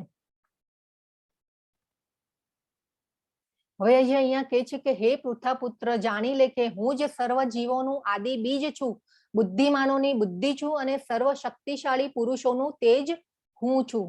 ભગવાને અહીંયા કહી દીધું. તો હવે જે આ જે શ્લોક છે એમાં ભગવાન કહે છે કે હું જ સર્વ જીવોનું આદિ બીજ છું. હવે ઘણીવાર આપણને ક્વેશ્ચન થાય, આપણે જો કોઈ વાર છે ને કોઈને સંતાન ન થતું હોય કે એ રીતે હોય ને તો આપણને એમ વિચાર આવે કે કેમ નથી થતું, કે શું છે, શું પ્રોબ્લેમ છે. પણ ભગવાને અહીંયા કહી દીધું છે કે અહમ બીજ પ્રદ પિતા. એ ભગવાને અહીંયા કીધું છે કે હે પુત્ર જાણી લે કે હું જ સર્વ જીવોનું આદિ બીજ છું. એટલે આ જે બીજ આપનારા છે એ પણ ભગવાન જ છે. બુદ્ધિમાનોની બુદ્ધિ હું છું અને સર્વ શક્તિશાળી પુરુષોનું તેજ પણ હું છું. એ ભગવાને અહીંયા બહુ સરસ રીતે સમજાવી દીધો. ભગવદ્ ગીતાના એટલે આ 7મા અધ્યાયનો 10મો શ્લોક છે, એનું આ અહીંયા અનુવાદ આપેલું છે કે અહમ બીજ પ્રદ પિતા, એટલે હું બીજ આપનારો પિતા. એટલે આપણે જો અહીંયા ભગવાને કીધું કે હું જ બીજ આપનારો પિતા છું, એટલે આપણે ભગવાનને આપણે પિતા કહી દીધા. આપણે અહમ બીજ પ્રદ પિતા, એટલે અહીંયા આપણે ભગવાનને આપણા પિતા, આપણે જે આપણા બી મા બાપ હોય તો આપણે પણ એ જે આપણું પ્રમાણ હોય કે ભાઈ આપણા મા બાપ છે, તો આ જે ભગવાન જે છે એ પણ આપણા પિતા છે, પરમ પિતા. એટલે એ રીતે આપણે સમજવાના છે કે ભગવાન એટલા દયાળુ છે કે ભગવાન કહે છે કે તું મારા માટે કર્મ કર, હું તારું પાપ લઈ અને તને જે ભક્તિ સેવામાં તું આગળ વધીશ તો હું તને પુનર્જન્મ પણ નહીં આપું, તું સીધો મારા સનાતન ધામને પામીશ. એ ભગવાન અહીંયા આપણને ઘણી વાર સમજાવી દીધું આગળના અધ્યાયોમાં. તો હવે ભગવાન અહીંયા આપણને બધા પ્રમાણ આપે છે કે હું કોણ છું. તો જે સ્વાદ જે છે એમાં પાણીનો સ્વાદ હું છું. પછી પ્રકાશ જે છે તો ચંદ્ર અને સૂર્યનો પ્રકાશ હું છું. પછી જે વૈદિક મંત્રોમાં ઓમકાર હું છું. પછી જે અવાજ એટલે કે શબ્દ હું છું. પછી જે ક્ષમતા એટલે કે પુરુષમાં ક્ષમતા હું છું. પૃથ્વીની સુગંધ હું છું. અગ્નિ એટલે કે ગરમી હું છું. અને પછી જે ભગવાન કહે છે કે જીવન જે છે, જે બધું જીવે છે, એટલે જે બધું ભગવાનની પ્રકૃતિ જે નિયંત્રણમાં રહે છે કે જે સજીવો છે, તો એ જીવન પ્રાણ શક્તિ હું છું. પછી કે છે કે બધા તપસ્વીઓનું તપ હું છું. તમામ અસ્થિઓમાં મૂળ બીજ હું છું. ભગવાને અહીંયા કહી દીધું 10મા શ્લોકમાં કે મૂળ બીજ પણ હું જ છું. બુદ્ધિ તો કે હોશિયાર એટલે કે બુદ્ધિ પણ હું છું. આપણને ઘણીવાર એમ થાય કે આપણને આમ ઘમંડ આવી જાય ઘણીવાર કે ભાઈ હું હોશિયાર કે મેં આ કરી નાખ્યું, પેલું કરી નાખ્યું. પણ જે આ બુદ્ધિ આપવા વાળા પણ ભગવાન જ છે. પણ આપણે એ મિથ્યા અહંકારમાં રહેતા હોઈએ છીએ કે આજે મેં કર્યું. એટલે આ વસ્તુ આપણે બહુ ખૂબ જ સમજવાની છે. પણ એ પછી જે ભગવાન કહે છે કે બધા શક્તિશાળી માણસોનું પરાક્રમ હું છું. પછી મજબૂત, જુસ્સો અને ઈચ્છાથી વંચિત એટલે કે શક્તિ પણ હું જ છું. તો આપણે એ સમજવાનું છે અને આપણે એ સમજવાનું છે કે ભાઈ આપણે પરમેશ્વરના જ અંશ છીએ. કે જે આપણને બ્રહ્મ પરમાત્મા અને ભગવાનની વ્યાખ્યામાં આપણે જોયેલું કે પરમાત્મા જે છે એ આપણા હૃદયમાં વાસ કરે છે, પરમિશન આપે છે. એટલે પરમિશન એટલે કે આપણને થોડી સ્વતંત્રતા આપે છે કે ભાઈ આપણને જે ઈચ્છા હોય એ તું કર.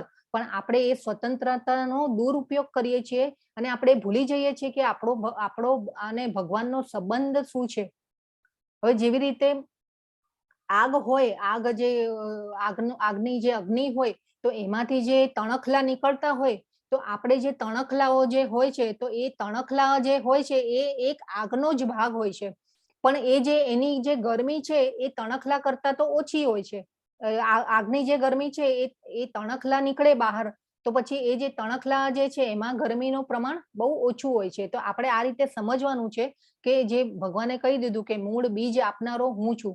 તો આપણે આ રીતે સમજવાનું છે કે જે અગ્નિમાંથી જે નીકળતા તણખલાઓ છે તો જે આપણે જે સજીવો છે એ આપણે અગ્નિમાંથી નીકળતા તણખલા જેવા છે, એટલે આપણે પરમેશ્વરના અંશ છીએ એ આપણે સમજવાનું છે.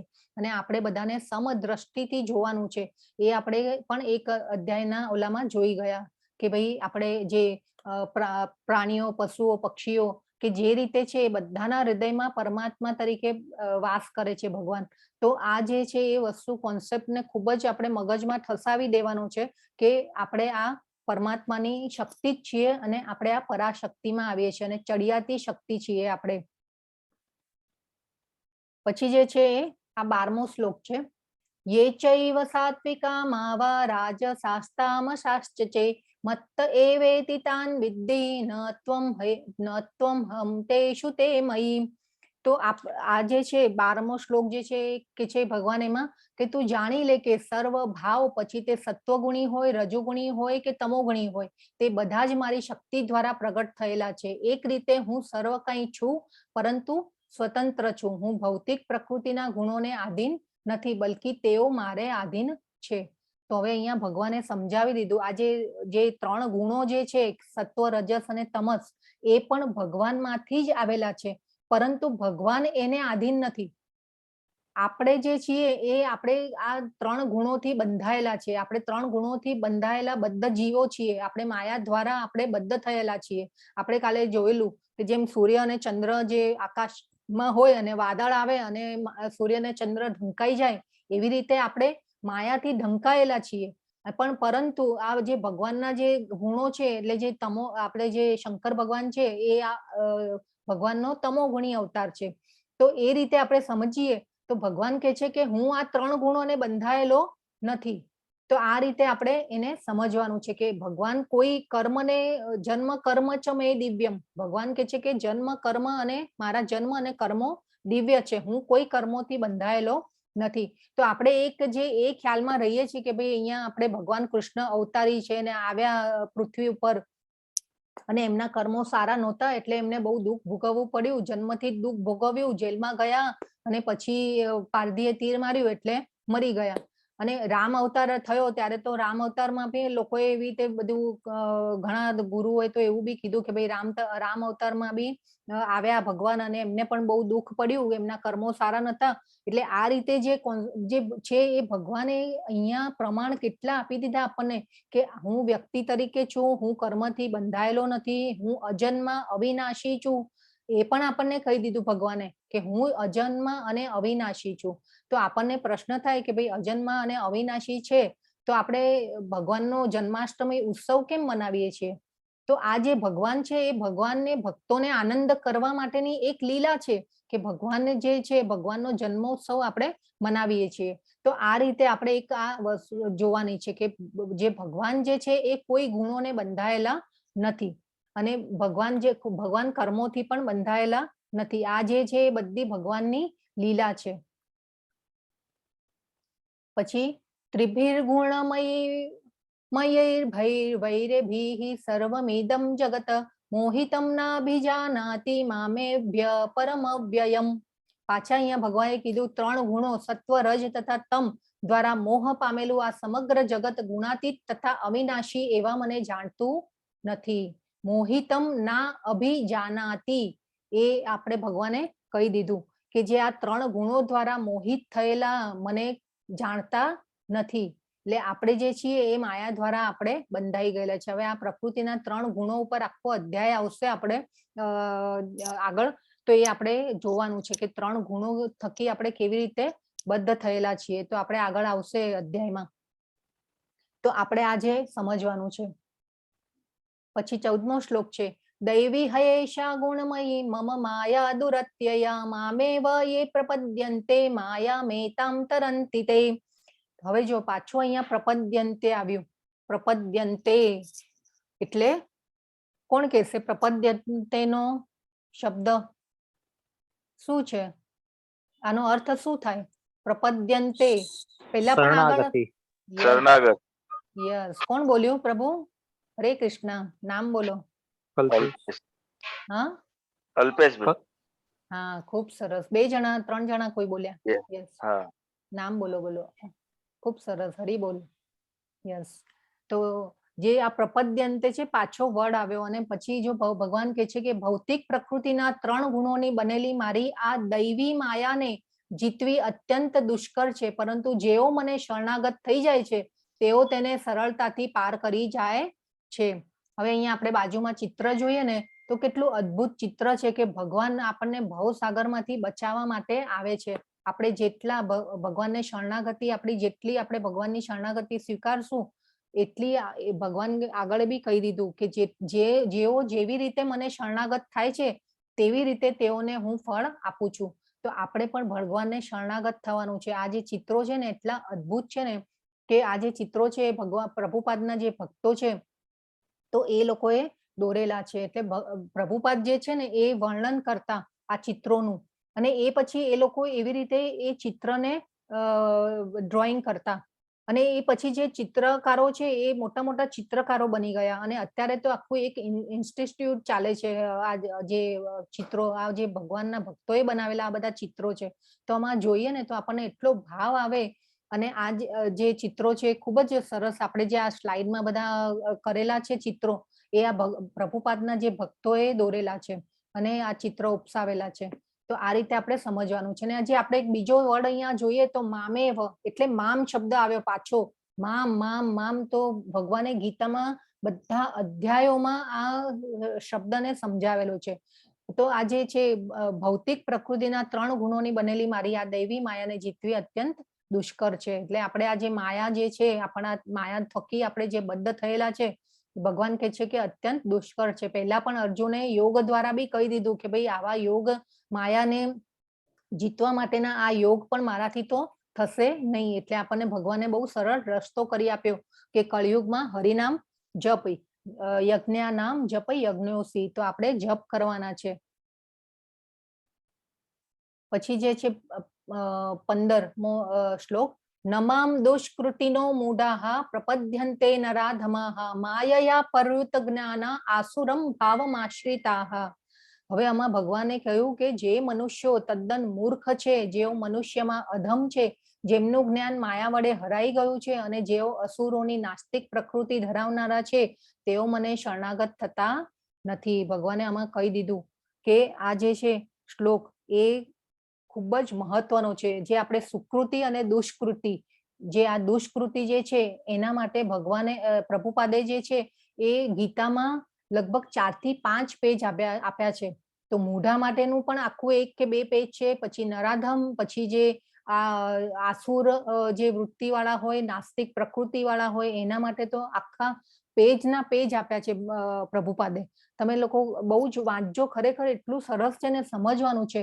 એટલે મૂઢા એટલે કે મૂર્ખ, પછી જે કે નરાધમા, પછી પાછો અહીંયા કે છે ભગવાન કે પ્રપદ્યન્તે એટલે એવા લોકો મને શરણાગત થતા નથી. અને પછી આગળ પાછું ભગવાન કહેશે બી ખરા કે એવા લોકોને હું મારી યોગ માયા વડે હું એ લોકોને હું દર્શન આપતો નથી. તો એ બી ભગવાન આગળ પાછા શ્લોકમાં આપણને જણાવશે.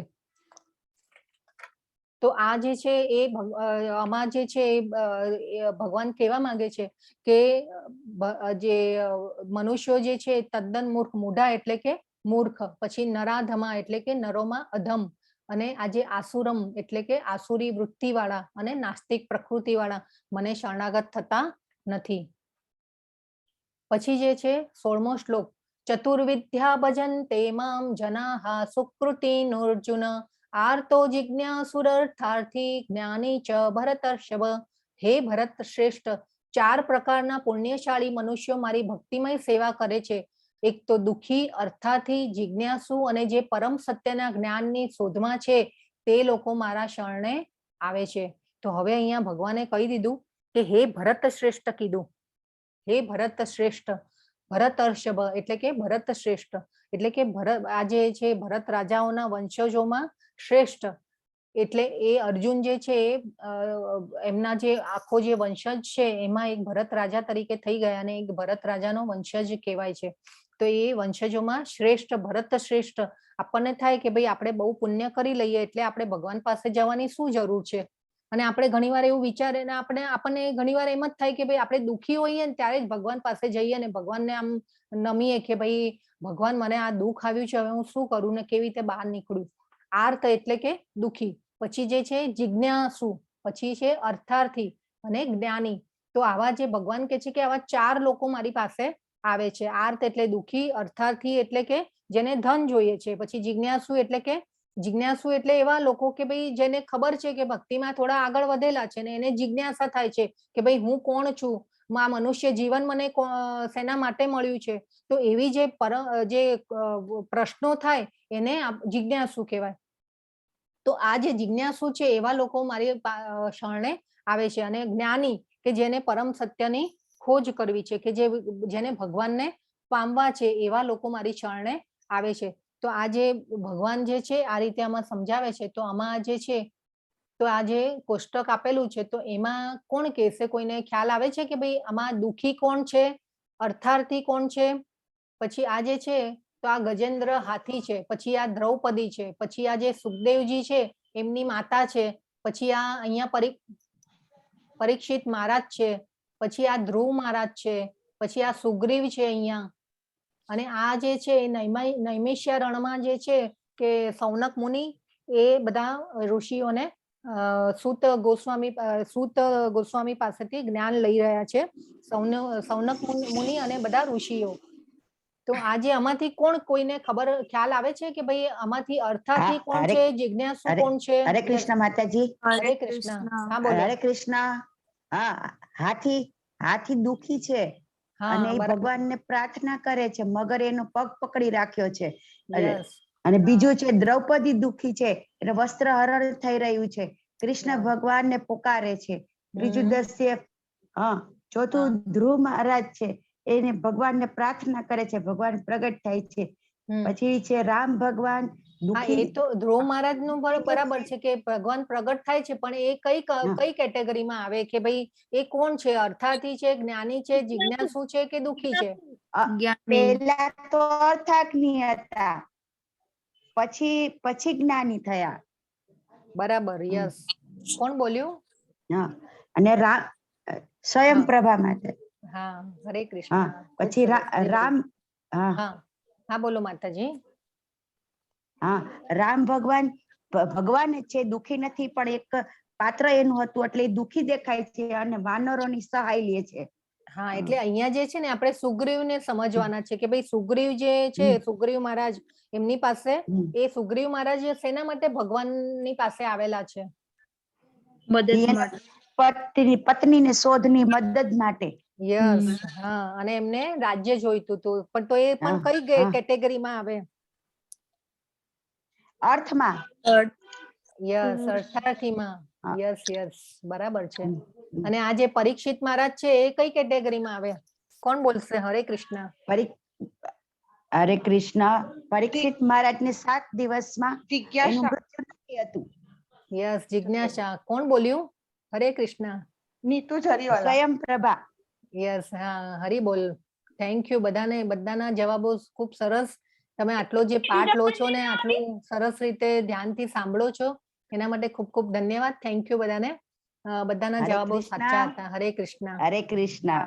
તો જે ગજેન્દ્ર હાથી છે એનો હાથ મગરે પકડી નાખ્યો છે, અને ગજેન્દ્ર હાથી જે છે એ પૂર્વ જન્મમાં એક રાજા તરીકે હતા, અને એની આખી વાર્તા જે છે આપણે અહીંયા બહુ ડિટેલમાં નહીં જઈએ, પણ આપણે આ જે છે એ દુઃખી છે. પછી જે છે કે દ્રૌપદી જે છે એમને 5 પાંડવોને પહેલા આજીજી કરી કે મને બચાવો કરીને, તો એ 5 પાંડવો પણ ન આવ્યા. પછી ગયા એ આપણે કૃપાચાર્ય, ગુરુ દ્રોણ, ભીષ્મ પિતામહ પાસે ગયા, તો એ લોકોએ પણ એમને નહીં બચાવ્યા. એ પછી પોતાની જાતે મહેનત કરી, તે છતાં પણ પછી દુશાસન પાસે એમનું કંઈ ન ચાલ્યું અને એ થાકી ગયા. એટલે એ ભગવાન પછી છેલ્લે કે છે કે ગોવિંદા ગોવિંદા કરીને પુકારે છે. એટલે આ જે છે એ દુઃખી છે. દ્રૌપદી એ દુઃખમાં ભગવાનને બોલાવ્યા છે. પછી જે છે આ સુખદેવ ગોસ્વામી જે છે એ પેટમાં માના ગર્ભમાં હોય છે, અને સુખદેવ ગોસ્વામી જે છે એ બહાર આવવા માંગતા નથી કે ભાઈ બહાર આવીશ તો મને માયા હરી લેશે. અને એ રીતે પછી ભાગવતમમાં એનું વર્ણન છે કે ભાઈ એ 16 વર્ષ સુધી એ માના પેટમાં રહ્યા અને પછી બહાર આવેલા છે. એટલે ભગવાને આવ્યા અને ભગવાને કીધું કે ભાઈ નહીં, હું તને પ્રોમિસ આપું છું કે તું માયાથી બંધાઈશ નહીં. અને એ પછી જે આગળ છે એ આ સુખદેવ ગોસ્વામીજી છે એ આ પરીક્ષિત મહારાજ જે છે એમને જ્ઞાન આપે છે. એટલે અને આ પરીક્ષિત મહારાજની બી એક કથા છે કે ભાઈ એમને તક્ષક નાગ જે છે એ કરડવાનો હોય છે. એટલે અને એમને 7 દિવસ પછી મૃત્યુ આવવાનું હોય છે. અને એ મૃત્યુ આવવાના કારણે એમને જિજ્ઞાસા થાય છે કે ભાઈ હવે આ મારું મનુષ્ય જીવનનો ધ્યેય જે છે હું 7 દિવસમાં હું સમજું. તો આ સુખદેવજી મહારાજ છે એ એમને ભાગવતમનું વર્ણન એટલે પાન કરાવે છે. અને એ પછી પરીક્ષિત મહારાજનું મૃત્યુ થાય છે. હવે આ જે પરીક્ષિત મહારાજ જે છે એ અર્જુનના પુત્ર હોય છે કે જે આપણે આ ઉત્તરાના ગર્ભમાં હોય છે અને ભગવાને એમને રક્ષિત કરેલા હોય છે જ્યારે આ યુદ્ધ વખતે. તો આ રીતે છે. પછી આ ધ્રુવ મહારાજ જે છે એ પણ અર્થાથીમાં આવે કે એમને પહેલા રાજ્ય જોઈતું હતું અને પછી જ્ઞાની થયા. તો આ રીતે આપણે પછી આ જે છે ધ્રુવ મહારાજની એક જે છે આપણે સમજવાની છે વાર્તા કે ભાઈ જે ધ્રુવ મહારાજ હતા એ આ ઉત્તાનપાદ નામના જે રાજા હતા એમના પુત્ર હતા. અને એ જે રાજા હતા એ પૃથ્વીના સમ્રાટ હતા. અને એ જે રાજા છે એ મનુના પુત્ર હતા. અને આ રાજા જે છે એમને 2 રાણીઓ હતી. એટલે એમાં એક રાણી જે હતી સુનીતિ કરીને એ એમની બહુ માનીતી રાણી હતી અને એમનો એક પુત્ર હતો. અને આ ધ્રુવ મહારાજ જે છે એ બીજા રાણીનો આ પુત્ર હતા. તો એકવાર એવું થાય છે કે જે આ સુનીતિ કરીને જે રાણી હતા તો એમના પૌત્ર જ્યારે રાજા આવે છે અને સિંહાસન પર બેસે છે ત્યારે એ જે પુત્ર હોય છે એ દોડી અને એમના ખોળામાં બેસે છે. તો એ પછી જયારે ધ્રુવ મહારાજ છે, હવે ઘણા બાળકોમાં એવું હોય ને કે ભાઈ એક કરે એટલે બીજું એનું અનુકરણ કરે. એટલે એ ધ્રુવ મહારાજ જે છે એ પણ દોડતા દોડતા જાય છે અને એ રાજાના ખોળામાં બેસવા જાય છે. પરંતુ જયારે આ સુનીતિ રાણી આ જુએ છે ત્યારે એ ધ્રુવ મહારાજને કહે છે કે ભાઈ અહીંયા આ તારા પિતા ઉપર તારો હક નથી કેમ કે તું, અને આ રાજ્ય ઉપર પણ તારો હક નથી કેમ કે તું આ બેસવા જાય છે ત્યારે જે રાણી કહે છે કે ભાઈ આના ઉપર તારો હક નથી કેમ કે તું અનમાનીતી રાણીનો પુત્ર છે. એટલે એ રીતે ધ્રુવ મહારાજ જે છે એ તો નાનું બાળક હોય છે અને પણ હતા તો ક્ષત્રિય એટલે એકદમ મનમાં લાગી જાય છે. અને પછી રડતા રડતા જે છે એ એમની માતા પાસે જાય છે અને એમની માતા પાસે જાય છે ત્યારે એમની માતા જે છે એ પણ એમને પણ બહુ દુઃખ થાય છે અને એ માતાને સમજાવે છે, માતા ધ્રુવ મહારાજને કે આ જે છે એ જે સુનીતિ જે માનીતી જે રાણી હતા એમને જે કર્યું છે એ જો આ માતાની એક છે ને એક યોગ્યતા એ હોય છે કે માતા કેવી રીતે નાના બાળકને સમજાવે છે એ વસ્તુ આપણે સમજવાની છે આમાં કે ભાઈ માતા એને કહે છે કે ના એમને તો એ બરાબર જ કર્યું પણ તું એવું કર કે ભાઈ જે આપણા જે ભગવાન જે છે ભગવાનના ભક્તો છે તું એ ભગવાનની ભક્તિ કર અને ભક્તોની કૃપા મેળવ તો પછી તું આનો હલ. અને આ જે ધ્રુવ મહારાજને એટલું લાગી આવે છે કે ભાઈ આ જે મારી જે માતાએ મને કહી દીધું કે ભાઈ તું આ રાજ્યનો અધિકાર, આમાં તારો કોઈ હક નથી તો આ મારે હવે રાજ્ય મેળવવા માટે મારે તપ કરવા જવું પડશે. એ બાળક જે છે એની મન ઉપર બહુ અસર થઈ જાય છે અને એ માતા પાસે જાય છે અને માતા પછી એને સમજાવે છે તે છતાં પણ એ નીકળી પડે છે તપ કરવા માટે. અને માતા જે સમજાવે છે કે ભાઈ તું તારી ઉંમર તો બહુ નાની છે પણ તું મારા દુર્ભાગ્ય છે કે તું મારા થકી જન્મ્યો છે અને તને આ સામ્રાજ્ય નહીં મળે કેમ કે હું રાજાની અનમાનીતી રાણી છું એટલે અને તારા પિતાને હું પસંદ નથી એટલે તારું દુર્ભાગ્ય છે. તો એ રીતે સમજાવે છે બાળકને પણ તે છતાં પણ રાજા જે ધ્રુવ મહારાજ છે એ સમજતા નથી. એટલે એ માતા સમજાવે છે કે ભાઈ તું જે બધા ઐશ્વર્યોના જે માલિક છે જે ભગવાન વિષ્ણુ છે એમની તપશ્ચર્યા કર અને એમના ભક્તોના થકી તું કૃપા મેળવ તો તું આમાંથી તને આનો હલ મળી જશે.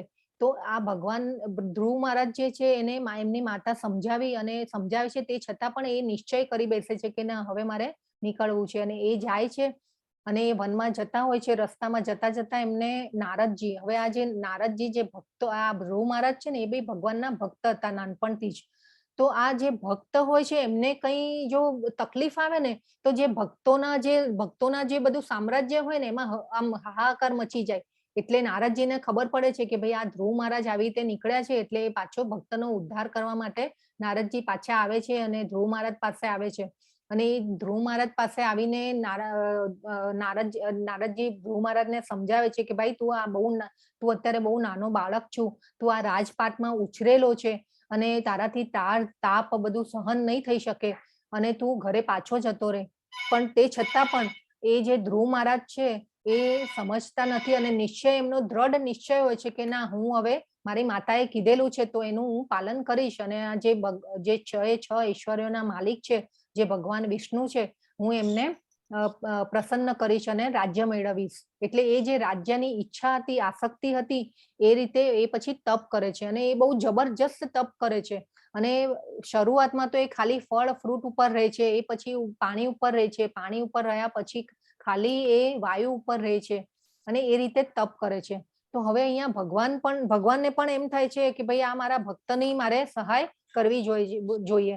તો ભગવાન આવે છે અને ભગવાન એને ધ્રુવ મહારાજને મળે છે અને ભગવાન પછી ભગવાનને જોઈને ધ્રુવ મહારાજનું છે એ આખું હૃદય પરિવર્તન થઈ જાય છે કે ભાઈ આ તો મેં શું કરી નાખ્યું.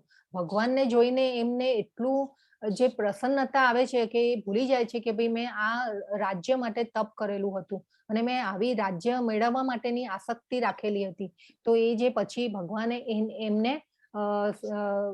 ભગવાનને જોઈને પછી એ કહે છે કે નહીં, હવે મારે કોઈ રાજ્ય પણ નથી જોઈતું, કંઈ જ નથી જોઈતું. અને એ પછી આ જ્ઞાન અવસ્થામાં આવે છે. તે છતાં પણ ભગવાન જે છે એમને ધ્રુવ લોક આપે છે અને ભગવાન કહે છે કે ભાઈ આ ધ્રુવ લોક જે તારી ઈચ્છા હતી એ તું ભોગવ અને આ જે ધ્રુવ લોક છે એનો ક્યારે પણ નાશ નહીં થાય. અને ભગવાન ધ્રુવ મહારાજને એમની ભક્તિ આપે છે. તો આ રીતે જે છે એ ધ્રુવ મહારાજ જે છે એ અર્થાર્થી હતા અને એ પછી જ્ઞાની થયા. આજે જે માતા છે ધ્રુવ મહારાજની એ એમને સમજાવી રહ્યા છે. પછી જે આ નારદજી આવે છે અને ધ્રુવ મહારાજને કહે છે. પછી અહીંયા જે તપ કરે છે એ ધ્રુવ મહારાજ છે. પછી અને આ એમને છેલ્લે ભગવાન આવે છે અને દર્શન આપે છે. પછી 19મો શ્લોક છે, બહુનામ જન્મનામ અંતે જ્ઞાનવાન મામ પ્રપદ્યતે વાસુદેવ સર્વમિતિ સમહાત્મા સુદુર્લભ. હવે ભગવાન અહીંયા કહે છે કે અનેક જન્માંતરો પછી જે મનુષ્યને ખરેખર જ્ઞાન થાય છે તે મને સર્વ કારણોના કારણ જાણી મારે શરણે આવે છે, આવો મહાત્મા અતિ દુર્લભ હોય છે. તો આપણને અહીંયા ખબર પડી ગઈ, ભગવાને કહી દીધું કે હું અજન્મા છું, અવિનાશી છું, મારા શરણે આવો. અહીંયા પાછો જો પ્રપદ્યતે શબ્દ આવ્યો તો શરણાગત થવાનું છે. તો અને આવો મહાત્મા શું દુર્લભ. આપણે એ પણ જોયું કે ભાઈ સુકૃતિ આવી અનેક જન્મોની સુકૃતિ હોય ત્યારે આવો અવસર મળે અને આપણે જાણ્યા પછી આપણે પ્રેક્ટિકલ લાઈફમાં આપણે ઉતારવાનું છે. તો હવે આપણને એમ થાય કે ભાઈ હવે આપણને ખબર પડી ગઈ કે આ જન્મમાં આપણને જેવી રીતે આપણે શરણાગત થઈશું ભગવાનને તેવી રીતે આપણને આગલો જન્મ પણ મળશે. આપણા કર્મો પ્રમાણે ભક્તિ અધૂરી રહેશે તો ભગવાન આપણને આગલા જન્મમાં અનુકૂળતા પણ કરી આપશે. તો આ બધી જે આપણને ખબર હવે પડી ગઈ તો આપણે શું કરવાનું છે, જાગ્યા ત્યારથી સવાર કરવાનું છે. તો હવે આપણે જે છીએ તો આપણને ખબર પડી ગઈ તો પછી આપણે એમ વિચારવાનું કે ભાઈ આ જન્મમાંથી જ કેમ આપણે શરૂઆત નહીં કરવાની. તો આ આપણે જે શરણાગતિ છે ભગવાનની આ જન્મથી જ સ્વીકારવાની છે અને લાગી પડવાનું છે ભગવાનની ભક્તિમાં. એ આપણે આ શ્લોક ઉપરથી ખૂબ જ સારી રીતે સમજવાનું છે કે અનેક જન્માંતરો પછી જે મનુષ્યને ખરેખર જ્ઞાન થાય છે તે મને સર્વ કારણોના કારણ જાણી મારે શરણે આવે છે, આવો મહાત્મા અતિ દુર્લભ હોય છે. આપણે વાત થઈ કે ભાઈ આટલા બધા મેસેજો ફોરવર્ડ થાય છે અને બધું થાય છે, માઉથ ટુ માઉથ બી બધાની પબ્લિસિટી તો ન કહેવાય આપણે એવું, પણ બધા હવે જેવી રીતે તમે આવ્યા પછી ક્યારેક તમે કહેશો કે ભાઈ ના આ જ્ઞાન લેવા જેવું છે, તો પાછું બીજા કોઈ પણ બીજા ભાઈ બધા જોઈન થશે નેક્સ્ટ બેચમાં, તમારા સગાવાલા કે જે બી હોય, તો આપણને એમ વિચાર આવે કે ભાઈ આપણે જ આટલા જ કેમ અહીંયા છીએ, હજારો પબ્લિક, કરોડોની વસ્તી છે દુનિયામાં, પણ આમાંથી આપણે જ આટલા જ કેમ અહીંયા છીએ, એ આપણે બહુ ધ્યાનથી વિચારવાનું છે. ખૂબ વિચારવા જેવો પોઈન્ટ છે કે આપણે જ અહીંયા કેમ છીએ એ છે. તો ભગવાન કહે છે કે બહુનામ જન્મ નામંતે જ્ઞાનવાનમાં પ્રપદ્યતે વાસુદેવ સર્વમિતિ સ મહાત્મા શું દુર્લભ. એટલે આ આપણે સુકૃતિને સમજવાની છે કે આવી સુકૃતિ હોય તો જ આવી ભગવાનની કૃપા થાય અને આપણને આવો અવસર મળે. એટલે આપણે જે ભગવદ્ ગીતામાં છે એ આપણે કિનારે ઉભા રહીને છપછપિયા નથી કરવાના, એટલે આપણે જે છે એ એમાં ડૂબકી મારવાની છે, ભગવદ્ ગીતાના જ્ઞાનમાં ડૂબકી મારવીને, એટલે આપણને ખબર પડશે કે ભાઈ નાવાનો આનંદ પણ શું છે. તો આપણે આ રીતે આપણે જોવાનું છે. પછી છે 24મો શ્લોક. બધા છો ને ભાઈ કે હું બોલું છું એકલી? હરે કૃષ્ણ. હરે કૃષ્ણ. મંત્ર બોલી દો એકવાર. હરે કૃષ્ણ હરે કૃષ્ણ કૃષ્ણ કૃષ્ણ કૃષ્ણ હરે હરે હરે રામ રામ રામ હરે હરે. Yes, okay. તો અવ્યક્તમ વ્યક્તિમાપન્નમ મન્યન્તે મામ બુદ્ધયઃ પરમ ભાવમ જાનંતો મમા વ્યયમ અનુત્તમમ. મને પૂર્ણ રીતે નહીં જાણનારા બુદ્ધિહીન મનુષ્યો માને છે કે હું પૂર્ણ પુરુષોત્તમ પરમેશ્વર કૃષ્ણ પહેલા નિરાકાર હતો અને હવે મેં આ વ્યક્તિત્વને ધારણ કર્યું છે. તેમના અલ્પ જ્ઞાનને કારણે તેઓ મારી અવિનાશી અને સર્વોપરી પ્રકૃતિને જાણતા નથી. ભગવાને પાછું અહીંયા પ્રમાણ આપી દીધું કે અવ્યક્તમ વ્યક્તિમાપન્નમ, મને પૂર્ણ રીતે એટલે મન અન્યંતે મામ બુદ્ધયઃ, જે બુદ્ધિહીન, જો જેને અલ્પ જ્ઞાની કીધા છે ભગવાને, કે ભાઈ જે જાણતા નથી કે હું અજન્મા છું, અવિનાશી છું અને વ્યક્તિ રૂપે છું, એ જે નથી જાણતા એવા ભગવાને એવા બધાને શું કીધું? બુદ્ધિહીન મનુષ્યો કીધા અને અલ્પ જ્ઞાની કીધા. તો આ જે ભગવાનનો જે ફોટો છે કેટલો સુંદર મનોહર એવું ભગવાનનું રૂપ છે. તો આપણે, અને જે ઘણીવાર સાયન્ટિસ્ટો છે ને એ આપણે એવું હોય કે ભાઈ જે આપણને દેખાતું નથી ને એ આપણે સાચું માનતા નથી. એટલે ભગવાન અહીંયા જે છે એ આપણને દેખાતા નથી એટલે આપણે માનતા નથી કે ભાઈ ભગવાન છે અને વ્યક્તિ રૂપે છે. પણ ઘણીવાર એવી અનુભૂતિ આપણને ભગવાન કરાવે, જો આપણે ભક્તિમાં આગળ જતા થઈએ ને એમ એવી અનુભૂતિ પણ ભગવાન કરાવે. અને આ જે આપણે જેટલી જેવી રીતે શરણાગતિ લઈએ તો એ રીતે ભગવાન આપણને એમનું જે છે બ્રહ્મ પરમાત્મા ને ભગવાન એ આપણે જે સમજાતા તો એ રીતે આપણે ભજવાના છે ભગવાનને. તો જે આપણને એમ થાય કે ભાઈ આપણે જે ભગવાન છે, અને ઘણા તો એવા ગુરુઓને જોયેલા છે કે ભાઈ આપણે જ ભગવાન છીએ અને આપણે જ બ્રહ્મામાં ભળી જવાનું છે ને પ્રકાશમાં ભળી જવાનું છે.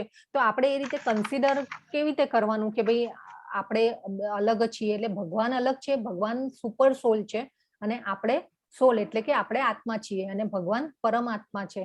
તો એ રીતે આપણે સમજવાનું છે કે આપણે જ ભગવાનના અંશ છીએ. જેમ મેં તમને જણાવ્યું કે ભાઈ આગના જે તણખલા નીકળે તો એ આગનો જ એક ભાગ હોય છે, એવી રીતે આપણે જે છીએ સજીવો એ પણ આપણે ભગવાનની ચડિયાતી શક્તિ છે.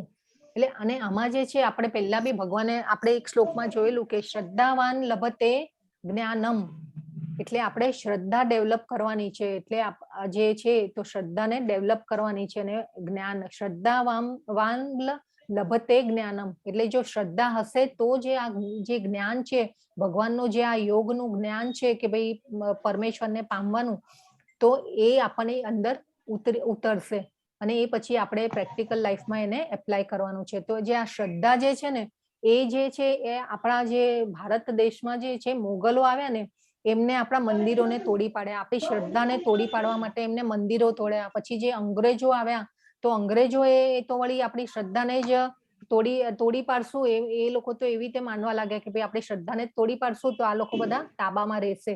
તો એ રીતે જે આપણે અંગ્રેજોનું અનુકરણ કર્યું છે, આપણો ભારત દેશ જો કેટલો મહાન છે કે ભગવાને આપણા ભારત દેશની ભૂમિ ઉપર જન્મ લીધો છે. મથુરા, વૃંદાવન, ગોકુળ, ભગવાન જે આધ્યાત્મિક જગતની આ તો ખાલી રેપ્લિકા સમાન છે. આપણે ગોલોક ચાર્ટમાં જોયેલું તો આ જે છે વસ્તુ આપણે સમજવાની છે કે આપણે શ્રદ્ધા ડેવલપ કરવાની છે.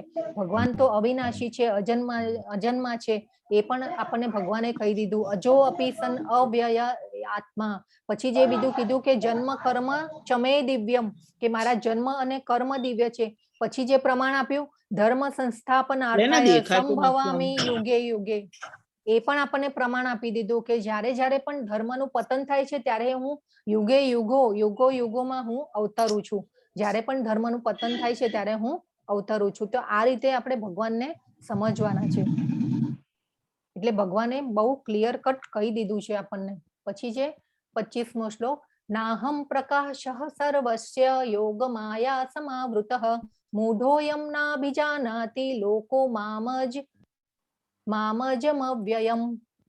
હવે જો હે હું મૂર્ખ તથા અલ્પ બુદ્ધિ વાળા માણસો સમક્ષ કદી પોતાને પ્રગટ કરતો નથી. અહીંયા પાછો ભગવાને ક્લિયર કટ કહી દીધું કે મૂર્ખ તથા અલ્પ બુદ્ધિ વાળા માણસો જે છે એની સામે હું ક્યારે પ્રગટ થતો નથી. તેમને માટે હું મારી અંતરંગ શક્તિ દ્વારા આવૃત રહું છું અને તેથી તેઓ જાણતા નથી કે હું અજન્મા તથા અવિનાશી છું. મૂઢોયમ ના અભિજાનાતિ, મૂઢો એટલે કે મૂર્ખ, અને ના અભિજાનાતિ એટલે એ લોકો મને જાણતા નથી. તો ભગવાને જે છે અહીંયા આપણને કહી દીધું. અને આપણે પહેલા જે આગલા અધ્યાયો જોયા એમાં આપણે ભગવાન અને જે આપણે આત્મા, આપણા જે સજીવો, આપણા અને ભગવાન વચ્ચે શું તફાવત છે એ પણ આપણે જોઈ ગયેલા કે ભાઈ આપણું જે ભગવાનનું શરીર છે એમનું શરીર અને આત્મા એક છે. આપણને શરીર અને આત્મા ને બધું અલગ અલગ આપ્યું છે. એટલે આ જે છે એ તો આપણે પાછા નવા જન્મ લઈશું એટલે આપણે પાછા નવા કપડા પહેરીશું. તો એવી રીતે ભગવાન અને આપણા વચ્ચે શું ફરક છે એ પણ આપણે જોયેલું. અને ભગવાને અહીંયા એકદમ ક્લિયર કટ કહી દીધું કે ભાઈ હું એવા લોકોની સામે પ્રગટ થતો નથી અને હું અંતરંગ શક્તિ દ્વારા આવૃત રહું છું. કે અને હું એ લોકોને દર્શન જ નથી આપતો. હું અજન્મા તથા અવિનાશી છું, જાણતા નથી કે હું અજન્મા તથા અવિનાશી છું. એટલે ભગવાન અહીંયા એકદમ આપણને આ પણ એક પ્રમાણ આપી દીધું છે કે આ મૂઢ લોકો, અલ્પ બુદ્ધિ, એટલે એવા લોકોને મૂઢ અને અલ્પ બુદ્ધિ વાળા કીધા છે ભગવાને. તો જે છે ભગવાન જે આપણે જાપ નામ જપ કરીએ છીએ એ પણ ભગવાનનું જે નામ છે એ પણ ભગવાન પોતે જ છે. એ પણ આપણે સમજવાનું છે કે આપણે જપ યજ્ઞ ચાલુ રાખવાનો છે. તો જે પછી આવે છે 26મો શ્લોક, વેદાહમ સમતીતાની વર્તમાનાની ચાર્જુન ભવિષ્યાણી ચ ભૂતાની મામ તુ વેદ ન કશ્ચન. હે અર્જુન, પૂર્ણ પુરુષોત્તમ પરમેશ્વર તરીકે હું જે કંઈ ભૂતકાળમાં થયેલું, જે વર્તમાનમાં થઈ રહ્યું છે અને જે હવે થવાનું છે તે બધું જ જાણું છું. હું સર્વ જીવોને જાણું છું પરંતુ મને કોઈ જાણતું નથી. તો આ પેલા જે ભગવાને અહીંયા કહી દીધું કે ભાઈ જો મને તો હરે કૃષ્ણ, પ્લીઝ મ્યુટ રાખજો. તો ભગવાને અહીંયા પાછું પ્રમાણ આપ્યું કે ભાઈ દેખાતું નથી. હરે કૃષ્ણ મનદીપ પ્રભુ, મારી સ્ક્રીન દેખાય માતાજી. બીજા કોઈને નથી દેખાતું? બીજા કોઈ છે જેમને નથી દેખાતું? દેખાય છે. ના, નથી દેખાતું. ચલો હા. હવે આમાં જે ભગવાને કીધું કે હે અર્જુન, પૂર્ણ પુરુષોત્તમ પરમેશ્વર તરીકે હું જે કંઈ ભૂતકાળમાં થયેલું, જે વર્તમાનમાં થઈ રહ્યું છે અને જે હવે થવાનું છે તે બધું જ જાણું છું. હું સર્વ જીવોને જાણું છું પરંતુ મને કોઈ જાણતું નથી. તો ભગવાને આ પહેલા પણ અર્જુનને કહી દીધું હતું. જ્યારે યુદ્ધમાં જે ભગવાન અર્જુન જે છે એ ડિપ્રેશનમાં આવી અને બેસી જાય છે અને ગાંડી મૂકી દે છે નીચે, ત્યારે ભગવાનને એને આત્મા અને શરીરનું જ્ઞાન આપેલું. અને ત્યારે પણ ભગવાને કીધું કે ભાઈ હું પહેલા પણ હતો, અત્યારે પણ છું અને પછી પણ રહેવાનો છું. પણ એ અર્જુન, તને એનું જ્ઞાન નથી કે તું ભૂલી ગયો છે, પણ મને તો બધું જ યાદ હોય છે. એટલે આ જે ભગવાન જે છે એ એમને કીધું કે મને તો વર્તમાન, ભૂતકાળ, ભવિષ્ય અને વર્તમાન ત્રણેયનું જ્ઞાન હોય છે. હવે આપણે એમ વિચારીએ કે ભાઈ આપણને તો ભૂલવાની ભગવાને શક્તિ આપી, તો હવે આ જો ભગવાને આપણને આવી ભૂલવાની શક્તિ ન આપી હોત તો શું હાલત થાત? હે, આપણે મારું કે મરું, મારો કાપો જેવી હાલત હોત આપણે તો અહીંયા.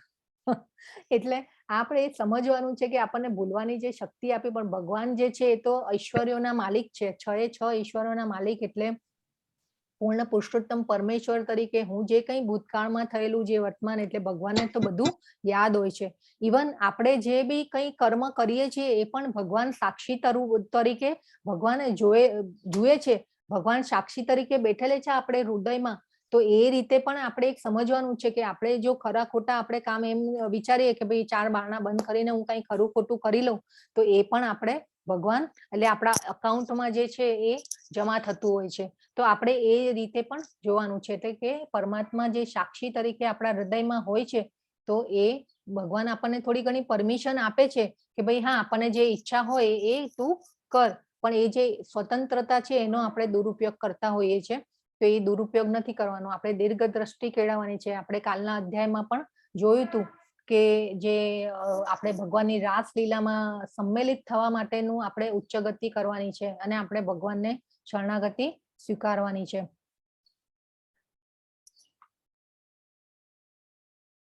પછી આવે છે 29મો શ્લોક. જરા મરણ મોક્ષાય મામાશ્રિત્ય યતંતિ તે બ્રહ્મ તદ્વિદુહુ કૃષ્ણમ અધ્યાત્મમ કર્મ ચાખિલમ. જે બુદ્ધિશાળી મનુષ્યો જરા તથા મરણમાંથી મુક્ત થવા પ્રયત્નશીલ રહે છે, તેઓ મારી ભક્તિનો આશ્રય ગ્રહણ કરે છે. તેઓ વસ્તુતઃ બ્રહ્મ છે, કારણ કે તેઓ દિવ્ય કર્મો વિશે પૂર્ણપણે જાણે છે. હવે અહીંયા પાછા છે ને અર્જુન જે છે એ શબ્દો પકડશે કે ભાઈ હવે બ્રહ્મ શું છે, અધ્યાત્મ શું છે, યજ્ઞ શું છે. હવે આ પાછા બધા શબ્દો પકડી અને પાછો કાલનો અધ્યાય જે છે ને એ આખો આવશે. એટલે આપણે અહીંયા જરા એટલે કે જરા એટલે શું, કઈ ખબર છે કોઈને? હરે કૃષ્ણ. જરા એટલે શું? રોગ, ડિસીઝ. જન્મ, મૃત્યુ, જરા, વ્યાધિ. ગડપણ. યસ, કોણ બોલ્યું માતાજી? ગડપણ. પ્રવીણા. Yes yes. હા, તો જરા એટલે કે બુઢાપો એટલે ગડપણ. તો જે જન્મ, મૃત્યુ, જરા, વ્યાધિ જે છે એ આ ભૌતિક શરીરને સતાવે છે, પરંતુ ભગવાન કે છે કે આધ્યાત્મિક શરીર પ્રાપ્ત કરનારને ભગવાન અહીંયા આપણે આ એકચ્યુઅલી આ કોર્સમાં સંમેલિત નથી, પણ તે છતાં બી હું કહી રહી છું કે જે ભગવાનની ભક્તિમાં આગળ વધે છે અને આધ્યાત્મિક શરીર પ્રાપ્ત કરે છે, તો ભગવાનના પાર્ષદ થવાનો એમને અને પાર્ષદ તથા નિત્ય ભક્તિ કરવાનો ભગવાન એમને અવસર આપે છે અને તેને સાચી મુક્તિ કહે છે. એટલે એ જે આપણે જે એ ભાવ જે છે ભગવાનની ભક્તિનો જે એ ભાવ છે એને બ્રહ્મ કહે છે. તો હવે આપણે આ અર્જુન જે છે એ આ શબ્દો પકડશે કે ભાઈ જે, અને એને પાછા જો ભગવાન કહે છે કે જે બુદ્ધિશાળી મનુષ્યો જરા તથા મરણમાંથી મુક્ત થવા પ્રયત્નશીલ છે, તેઓ મારી ભક્તિનો આશ્રય ગ્રહણ કરે છે, અને એને જ બુદ્ધિશાળી મનુષ્ય કીધો છે ભગવાને. એટલે આપણને એમ થાય કે ભાઈ આપણે બુદ્ધિશાળી છીએ ને આપણે આટલું ભણ્યા અને આપણે આ જે મોટી મોટી ડિગ્રીઓ લીધી ને એ બધું જે છે એ આપણો મિથ્યા અહંકાર છે. તો આપણે બુદ્ધિશાળી કોને કીધા અહીંયા ભગવાને? તો કે છે કે મનુષ્યો જરા તથા મરણમાંથી મુક્ત થવા પ્રયત્નશીલ રહે છે, તેઓ મારી ભક્તિનો આશ્રય ગ્રહણ કરે છે. પછી આ જે છે 30મો શ્લોક છે, એ જે છે કે સાધિભૂતાધિદૈવમ મામ સાધિ યજ્ઞમ ઈચ્છયે વિદુઃ પ્રયાણ કાલેપી ચ મામ તે વિદુર્યુક્ત ચેતસઃ. તો આ જે છે આ બહુ શ્લોક ઇમ્પોર્ટન્ટ છે. તો આ જે ભગવાન જે છે એ ભગવાન કે છે કે જે મનુષ્યો મને પરમેશ્વરને મારી પૂર્ણ ચેતનામાં રહીને મને જગતનો, દેવોનો તથા યજ્ઞની સર્વ પદ્ધતિઓનો નિયામક જાણે છે, તેઓ પોતાના મૃત્યુ સમયે પણ મને ભગવાન તરીકે જાણી તથા સમજી શકે છે. ભગવાને મોટું સ્ટેટમેન્ટ આપી દીધું છે અહીંયા કે જે પોતાના મૃત્યુ સમયે પણ મને ભગવાન તરીકે જાણી અને સમજી શકે છે. એટલે આપણે અહીંયા એક છે ને આ જે ડાઈંગ ઓફ કે આપણે આ જે પ્રયાણ કાલે જે શબ્દ છે એટલે કે મૃત્યુ સમયે આપણે આ જે શબ્દ છે સાધિ ભૂતાધિ દૈવમ મામ સાધિ યજ્ઞમ ચયે વિદુઃ પ્રયાણ કાલેપી ચ મામ તે વિદુર્યુક્ત ચેતસઃ. પ્રયાણ કાલેપી એટલે કે આજે આર્ટ ઓફ લિવિંગ જે છે એ તો આપણને ઘણું સમજ્યા આપણે કે ઘણાએ સમજાવ્યું આપણને. આપણે જે અત્યારે ઘણા એવા કોન્સેપ્ટ લઈને આવ્યા છે ઘણા ગુરુઓ કે ભાઈ આર્ટ ઓફ લિવિંગ, આપણે બધા ગુરુઓને નમન છે, પણ આપણે જે સમજવાનું છે અહીંયા કે ભાઈ મૃત્યુનું વિજ્ઞાન કે આપણા મૃત્યુને આપણે કેવી રીતે સુધારવાનું છે, તો એ અહીંયા ભગવાન આપણને કહે છે મૃત્યુનું સાયન્સ અને આખો કાલનો જે અધ્યાય જે છે એ આખો આની ઉપર છે કે આપણે મૃત્યુને આપણે કેવી રીતે સુધારવા, આર્ટ ઓફ ડેથ. તો આપણે આ જે છે એ જે ભીષ્મ પિતામહ જે છે એ મૃત્યુ સમયે ભીષ્મ પિતામહ જે છે એ એમને ઈચ્છા મૃત્યુનું વરદાન હતું અને એ ભગવાનના તે એકદમ અનન્ય ભક્ત હતા. પરંતુ જે અને એમને ખબર હતી કે કૃષ્ણજી જે છે એ જગતના યજ્ઞ દાન તપ બધાના કંટ્રોલર છે અને શ્રી કૃષ્ણ ભગવાન છે એ એમને ખબર હતી ભીષ્મ પિતામહને. પણ જે આ ભગવાનની એક લીલા કોને તો કે ભીષ્મ પિતામહ આપણને એમ થાય કે ભાઈ ભીષ્મ પિતામહને ખબર હતી કે ભાઈ શ્રી કૃષ્ણ ભગવાન છે તો પછી એ અધર્મની સાઈડ કેમ હતા? આપણને એક એવો પ્રશ્ન થઈ આવે કે ભાઈ એ અધર્મની સાઈડ કેમ હતા? તો આપણે અહીંયા વિચારવાનું એટલે ભગવાને જે છે લીલા જ કરી છે અહીંયા કે અધર્મની સાઈડ એના માટે હતા કે એ શ્રી કૃષ્ણજી છે ભગવાન છે એમને ખબર હતી. તો એ જે યુદ્ધમાં જો ભગવાનની ના પક્ષમાં જતા રહે કે પાંડવોના પક્ષમાં રહે તો એ ભગવાનની એ પાછળ રહી શકે. પરંતુ આ તો જે છે અધર્મ એ જે આ જે દુર્યોધનની સાઈડ હતા તો એ ભગવાનને સામે સામે જોઈ શકે. એટલે આ રીતે જે ભીષ્મ પિતામહ જે છે એ પણ ભગવાનના ભક્ત તો હતા. એટલે આ રીતે આપણે સમજવાનું છે એ પણ કઈ જેવી તેવી વ્યક્તિ નતા. ભીષ્મ પિતામહ એ પણ ભગવાનના એક ભક્ત હતા અને એમને ખબર હતી કે શ્રી કૃષ્ણ એ ભગવાન છે. એટલે જે ભીષ્મ પિતામહનું જયારે બાણશૈયા ઉપર મૃત્યુ થવાનું હોય છે ત્યારે ભગવાન પાંડવોને કહે છે કે ભાઈ હવે ચલો તૈયાર થઈ જાઓ, આપણે તમારા દાદાનું જે પૃથ્વી ઉપરથી જવાનો સમય આવી ગયો છે. એટલે ત્યારે જે પાંડવો જે છે એમાંથી યુધિષ્ઠિર છે એ બહુ દુઃખી હોય છે કે ભાઈ આ બધું જે છે મારા કારણે થયું, મારે રાજા બનવાનું હતું એટલે આ કારણરૂપી મારે યુદ્ધ કરવું પડ્યું અને આટલા લોકો હણાયા યુદ્ધમાં અને એ બહુ દુઃખી થઈ જાય છે. એટલે યુધિષ્ઠિર ના પાડે છે અને ભગવાન એમને સમજાવે છે કે ના તમારે આવવું જ પડશે અને પાંડવોને ભગવાન કહે છે કે ના બહુ સરસ રીતે તૈયાર થાવ અને ચાલો મારી સાથે. એટલે જે યુધિષ્ઠિરને ભગવાન સમજાવે છે કે ભાઈ આ તારા કારણે થયું નથી પણ તે છતાં પણ તેઓ માનતા નથી. અને એ પછી જયારે બધા પાંડવોને લઈને ભગવાન શ્રી કૃષ્ણ જયારે આવે છે ભીષ્મ પિતામહ પાસે ત્યારે ભીષ્મ પિતામહના મોઢે ભગવાન જે છે એમને એક ભગવાન કેવડાવે છે પાંડવોને કે ના ના ભાઈ કે આ તો તમારો હક હતો, તમારા માટે જ આ રાજ્ય હતું. એ જે બધું જે ભીષ્મ પિતામહના મોઢે કેવડાવે છે પાંડવોને. એટલે પાંડવો એ જે છે એ રાજ્ય લેવા માટે તૈયાર થાય છે. જો કે પછીની વાર્તા તો એવી છે કે એ લોકો સ્વર્ગ તરફ પ્રયાણ કરે છે અને જે છે એ પરીક્ષિત મહારાજને રાજ્ય આપી અને પછી નીકળી જાય છે. એટલે એ તો બધી પછીની છે, આપણે એ બધું ડિટેલમાં નહીં જઈએ. પણ જે ભગવાન ભીષ્મ પિતામહ જે છે એ પાંડવોને કહે છે કે ભાઈ તમારું જ રાજ્ય તમારા પાસે જ આવવું જોઈતું હતું, તમારો જ હક હતો અને વારસાગત રીતે પણ તમે હકદાર છો અને એને લાયક છો. એટલે ભીષ્મજી છે તે શ્રી કૃષ્ણજી પછી તો એ શ્રી કૃષ્ણજીનો હાથ પકડે છે અને એ વખતે કૃષ્ણના જે બધા અવતારો હોય છે ત્યાં એ બધા અવતારો પણ જે ઉપસ્થિત રહે છે એ ભીષ્મજીના મૃત્યુ વખતે. તો એ જે વેદ વ્યાસજી છે, પરાશર મુનિ છે, એ બધા અવતારો ત્યાં એ હાજરી આપે છે અને મૃત્યુ સમયે. અને એ પછી ભીષ્મ પિતામહ જે છે એ ભગવાનને જોતા જોતા મૃત્યુ પામે છે. એટલે એ પહેલા એમની સ્તુતિ કરે છે, ભગવાનનો હાથ પકડી અને ભગવાનની સ્તુતિ કરે છે, એને એમને પ્રાર્થના કરે છે. અને એ ભીષ્મ પિતામહ છે એ વીર રસમાં ભગવાનને ભજતા હતા. એટલે પ્રેમ કરતા હતા, વીર રસમાં એ પ્રેમ કરતા હતા ભગવાનને. અને ભગવાનને કહે છે કે તમે જયારે યુદ્ધમાં મારી સામે પૈડું લઈને જયારે ધસી આવ્યા ત્યારે જે તમારા વાળ ઉપર ધૂળના રચકણો હતા, પછી જે મારા તીરો જે હતા, તીર તમારી ઉપર આવતા હતા અને એ તીર તમને ઘસડાઈને ચાલી જતા હતા ત્યારે જે તમારા શરીરમાંથી જે લોહીની તસ્યા ફૂટતી હતી તો એ જે છે એ બધું ભીષ્મ પિતામહ ભગવાનને કહે છે અને વીર રસમાં પ્રેમ કરે છે, વીર રસમાં પ્રેમ કરતા હોય છે. એટલે જે અલગ અલગ જે ભાવો છે, શાંત રસ, દાસ્ય રસ, માધુર્ય રસ, તો એ રીતે વીર રસ પણ એટલે કે આ જે રસો છે એટલે આ ભીષ્મ પિતામહ એ વીર રસમાં પ્રેમ કરતા હોય છે ભગવાનને. એટલે આ અને પછી એ સ્વરૂપ જે છે ભગવાનનું એ યાદ કરે છે યુદ્ધમાં લડતા લડતા ને જે પૈડું લઈને ધસી આવે છે ભગવાન ભીષ્મ પિતામહ તરફ તો એ યાદ કરે છે અને ભગવાનને એ રૂપમાં યાદ કરી અને પછી મૃત્યુ જે આવે છે ભીષ્મ પિતામહનું, અને એ યાદ કરતા કરતા એ મૃત્યુને શરણ થાય છે. એટલે આ જે છે અને પછી એ દેહ છોડે છે. એટલે આપણે પણ એમ જાણીએ કે આખા જગતના પ્રાણીઓના નિયામક ભગવાન શ્રી કૃષ્ણ છે એ અંત સમયે આપણે પણ એમને યાદ કરી અને પછી આ જે મૃત્યુનું જે સાયન્સ છે એ આ છે કે ભાઈ આપણે પણ અંત સમય કાલે ભગવાન કહેશે કે મૃત્યુ સમયે જે મને ભગવાનને યાદ કરે છે એવી એની ગતિ થાય છે. એટલે જે મૃત્યુ સમયે આપણે જે પણ ચેતનામાં હોઈએ એ પ્રમાણે આપણી આગલા જન્મની ગતિ થાય છે. તો કાલનો જે અધ્યાય છે એ જે છે એ ડેથ ઓફ સાયન્સ એટલે કે આર્ટ ઓફ ડેથ, એ આખો અધ્યાય જે છે એ એની ઉપર છે. તો ખૂબ સરસ કાલનો અધ્યાય પણ ભગવાન બહુ સરસ રીતે સમજાવે છે.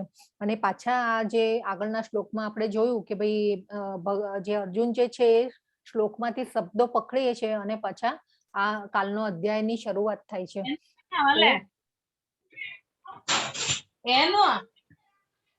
તો આ રીતે આપણો આજનો અધ્યાય અહીંયા પૂર્ણ થાય છે. અને આપણે હરે કૃષ્ણ કૃષ્ણ કૃષ્ણ હરે હરે, હરે રામ રામ રામ હરે હરે. તો આ રીતે આપણે આજનો 7મો અધ્યાય પૂર્ણ થાય છે.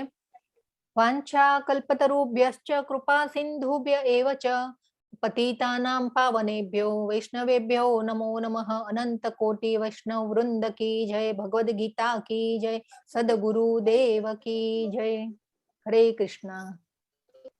હરે કૃષ્ણ. હરે કૃષ્ણ. માતાજી રેકોર્ડિંગ જરા સ્ટોપ કરજો ને પ્લીઝ. હા. હરે કૃષ્ણ. હવે આ અધ્યાયમાં કોઈને કઈ સમજ ન આવી હોય કે કઈ પૂછવું હોય તો પૂછી શકે છે. પછી આપણે હરે મારા તરફ કૃષ્ણ જઈશું. માતા